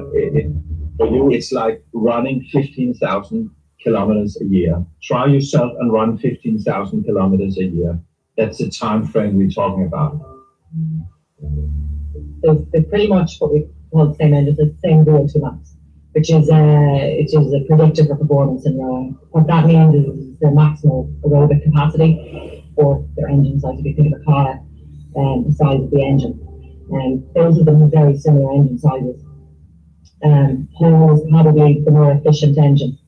So as you know, some cars may have the same engine, but they burn through fuel, more than others. We don't just get to this top level and then all of a sudden there's pain involved. It's been there from day one and you learn to deal with it all along. I don't believe in it. It's there, but Paul's ignorant to the fact that there's the pain. He's never about the whole thing.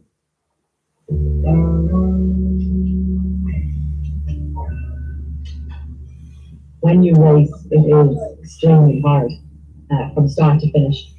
I think the people that are involved in it just aren't afraid. They don't necessarily like the pain, but they're not afraid, and they're not afraid to push into it.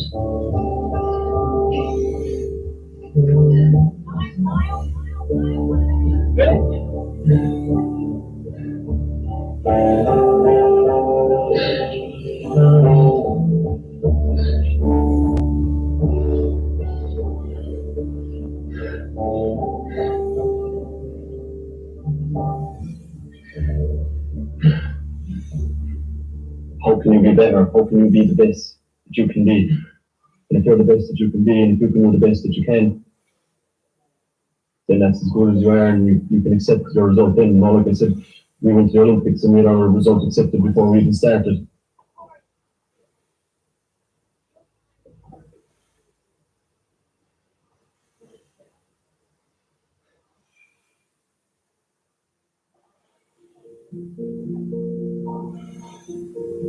These girls are saying very little true when they're going the water. It's too late to say that, when they're going the water, it's very late to say it should be saying anything. So normally they know what they have to do, and they do it. The best of it. Any one of these four crews could still win this race, but one of them is not even going to qualify. That's the way it is. So this is going to be one heck of a race. Will the French be able to hold off the Irish? Yes, they will. And it looks like America taking second. The O'Donovans in third place, comfortably qualifying. I think during the semi-final, I was absolutely in bits at the end. Because for whatever reason, Gary didn't realise how hard I was pulling. I remember hearing Gary like, "Jeez, I thought we were going to win it." Like, that was brilliant. We're in great. We're in the shape of our lives, he said. And I nearly turned around and strangled him. Only I had the energy.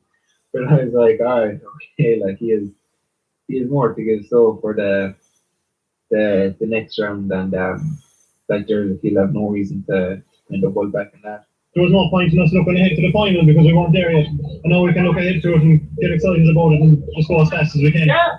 I had a meeting the night before with the coach and the athletes, and we discussed a little to try and keep things down and get them focused, and so because you can imagine people are very nervous the night before. I was really excited to go up and race, and one of the things that I thought that I want to have to do, and I put a conscious effort into it for months and years, was how do I control going to sleep at night through excitement, If I was going to be in an Olympic final tomorrow, I had to be able to go to sleep straight away when I went to bed, and then on the 11th of August 2016, I went to bed at about, I suppose, 10, 10:15, and straight to sleep.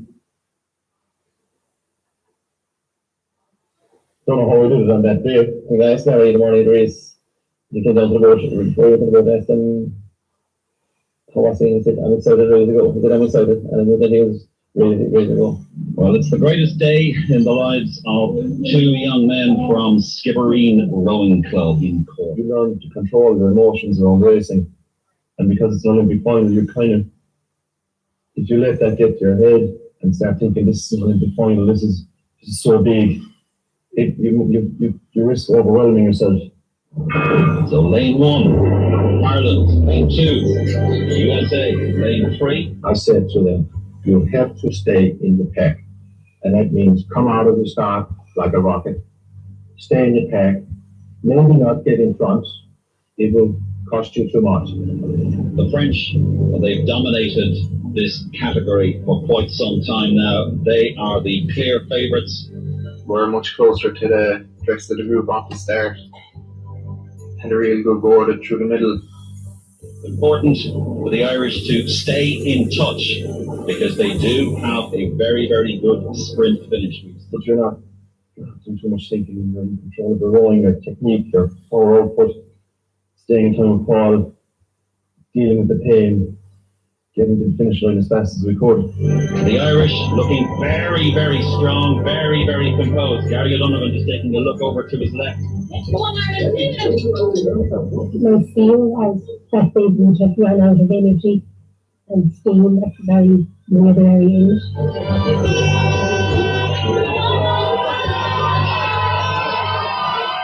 That angle suggests they're ahead, but the angle is changing and it's still the French in the lead.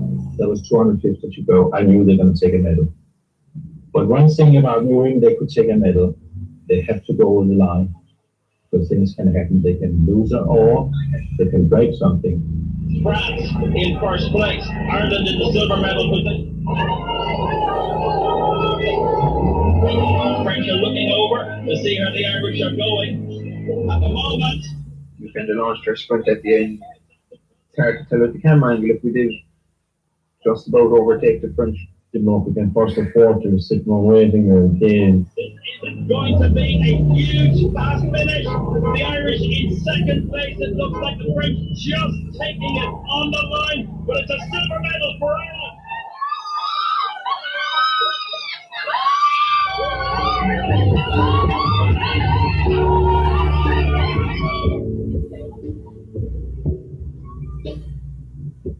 So you look to Paul and give him a hug. So we're going to sit one there. Just so it's a great feeling.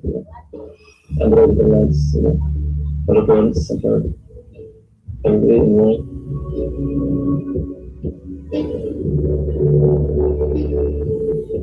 To me, it meant a lot.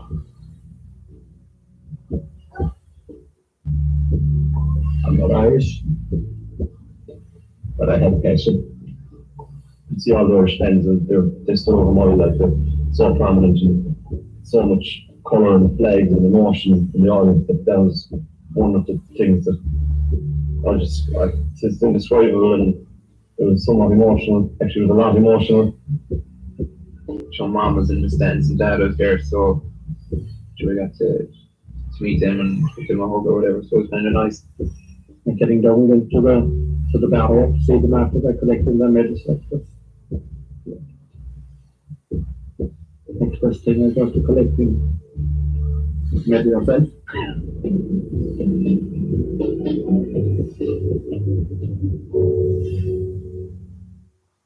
That was the Friday, and I was leaving that Rio place then on the Monday to go to the Rotterdam for the World Championships, where I was going to do the lightweight single.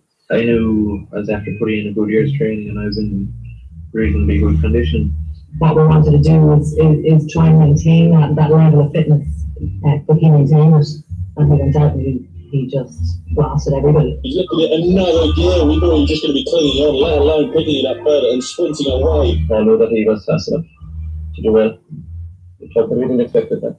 Coming in to become the world champion in the lightweight men's single sculls, crossing the line for the gold medal in this A final. He takes the gold medal there. Well, not anybody can go out and win an Olympic medal and a few weeks later win a world championship medal. You're talking about pinnacle of your sport twice in the same year in the space of a month. And that is, it's unheard of if you think that there's not many people that can do that. It's his second major medal win this month, having won silver at the Rio Olympics along with his brother Gary. There was nobody else from the Olympics went down and competed in the World Championships in the lightweight events. So just short time to visit. We've achieved from being mad little children to being granddad to determination from their part. I think it's important that we can portray rowing as a fun and enjoyable sport that if someone was to take it up, that they would enjoy it. I think people expect this to be like hilarious or something the whole time. Like, the best promotional work we can possibly ever do is win medals. You know? And if we can continue to train hard, continue to go fast and win medals, that will inspire kids more than any amount of media, publicity or any of that. They're still not spoiled, although they've been in media, they've been everywhere. I don't think they're spoiled. They still can keep their head up and get going and get things away. It's up for a record, it says not a bad thing from a distant shade that that's his man, the world training science every day. And if he does beat us, which he does regularly, it's not a bad. It's not a whole shame in having the fastest lightweight scorer in the world beating us every single year. Yes, have to take time. And probably in time I will be able to put words on it, but satisfaction of pat myself on the back maybe and said, job well done. I think boys have a great future. They have a great will to win, a great will to be successful. And I think they can do it, They can do it again, I think so with that.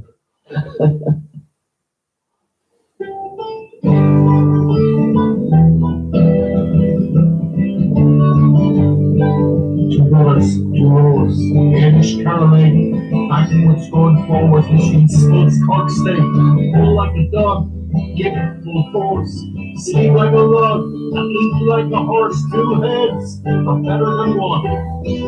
All and carry on down, all and carry on down. 2 brothers, 2 rows, 2016, hello Rio, up shivering, pull like a dog, I shoot the pride, but Christ the Redeemer, you've got God on your side. Dominic Casey, he's second to none. All and carry on down, all and carry on down.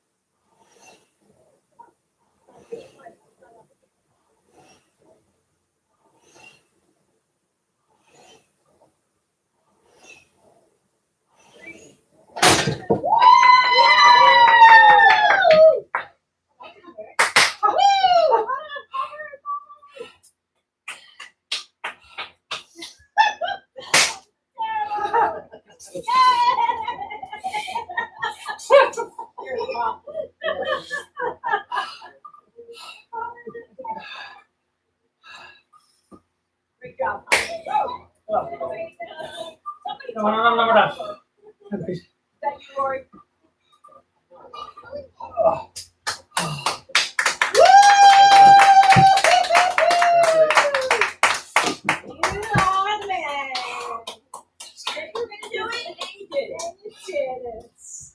Oh,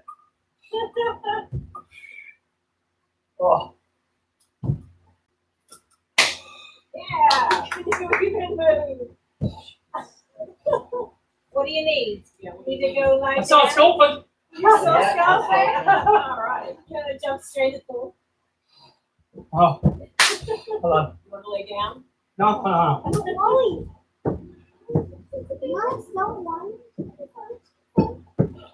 Thanks for cheering me on.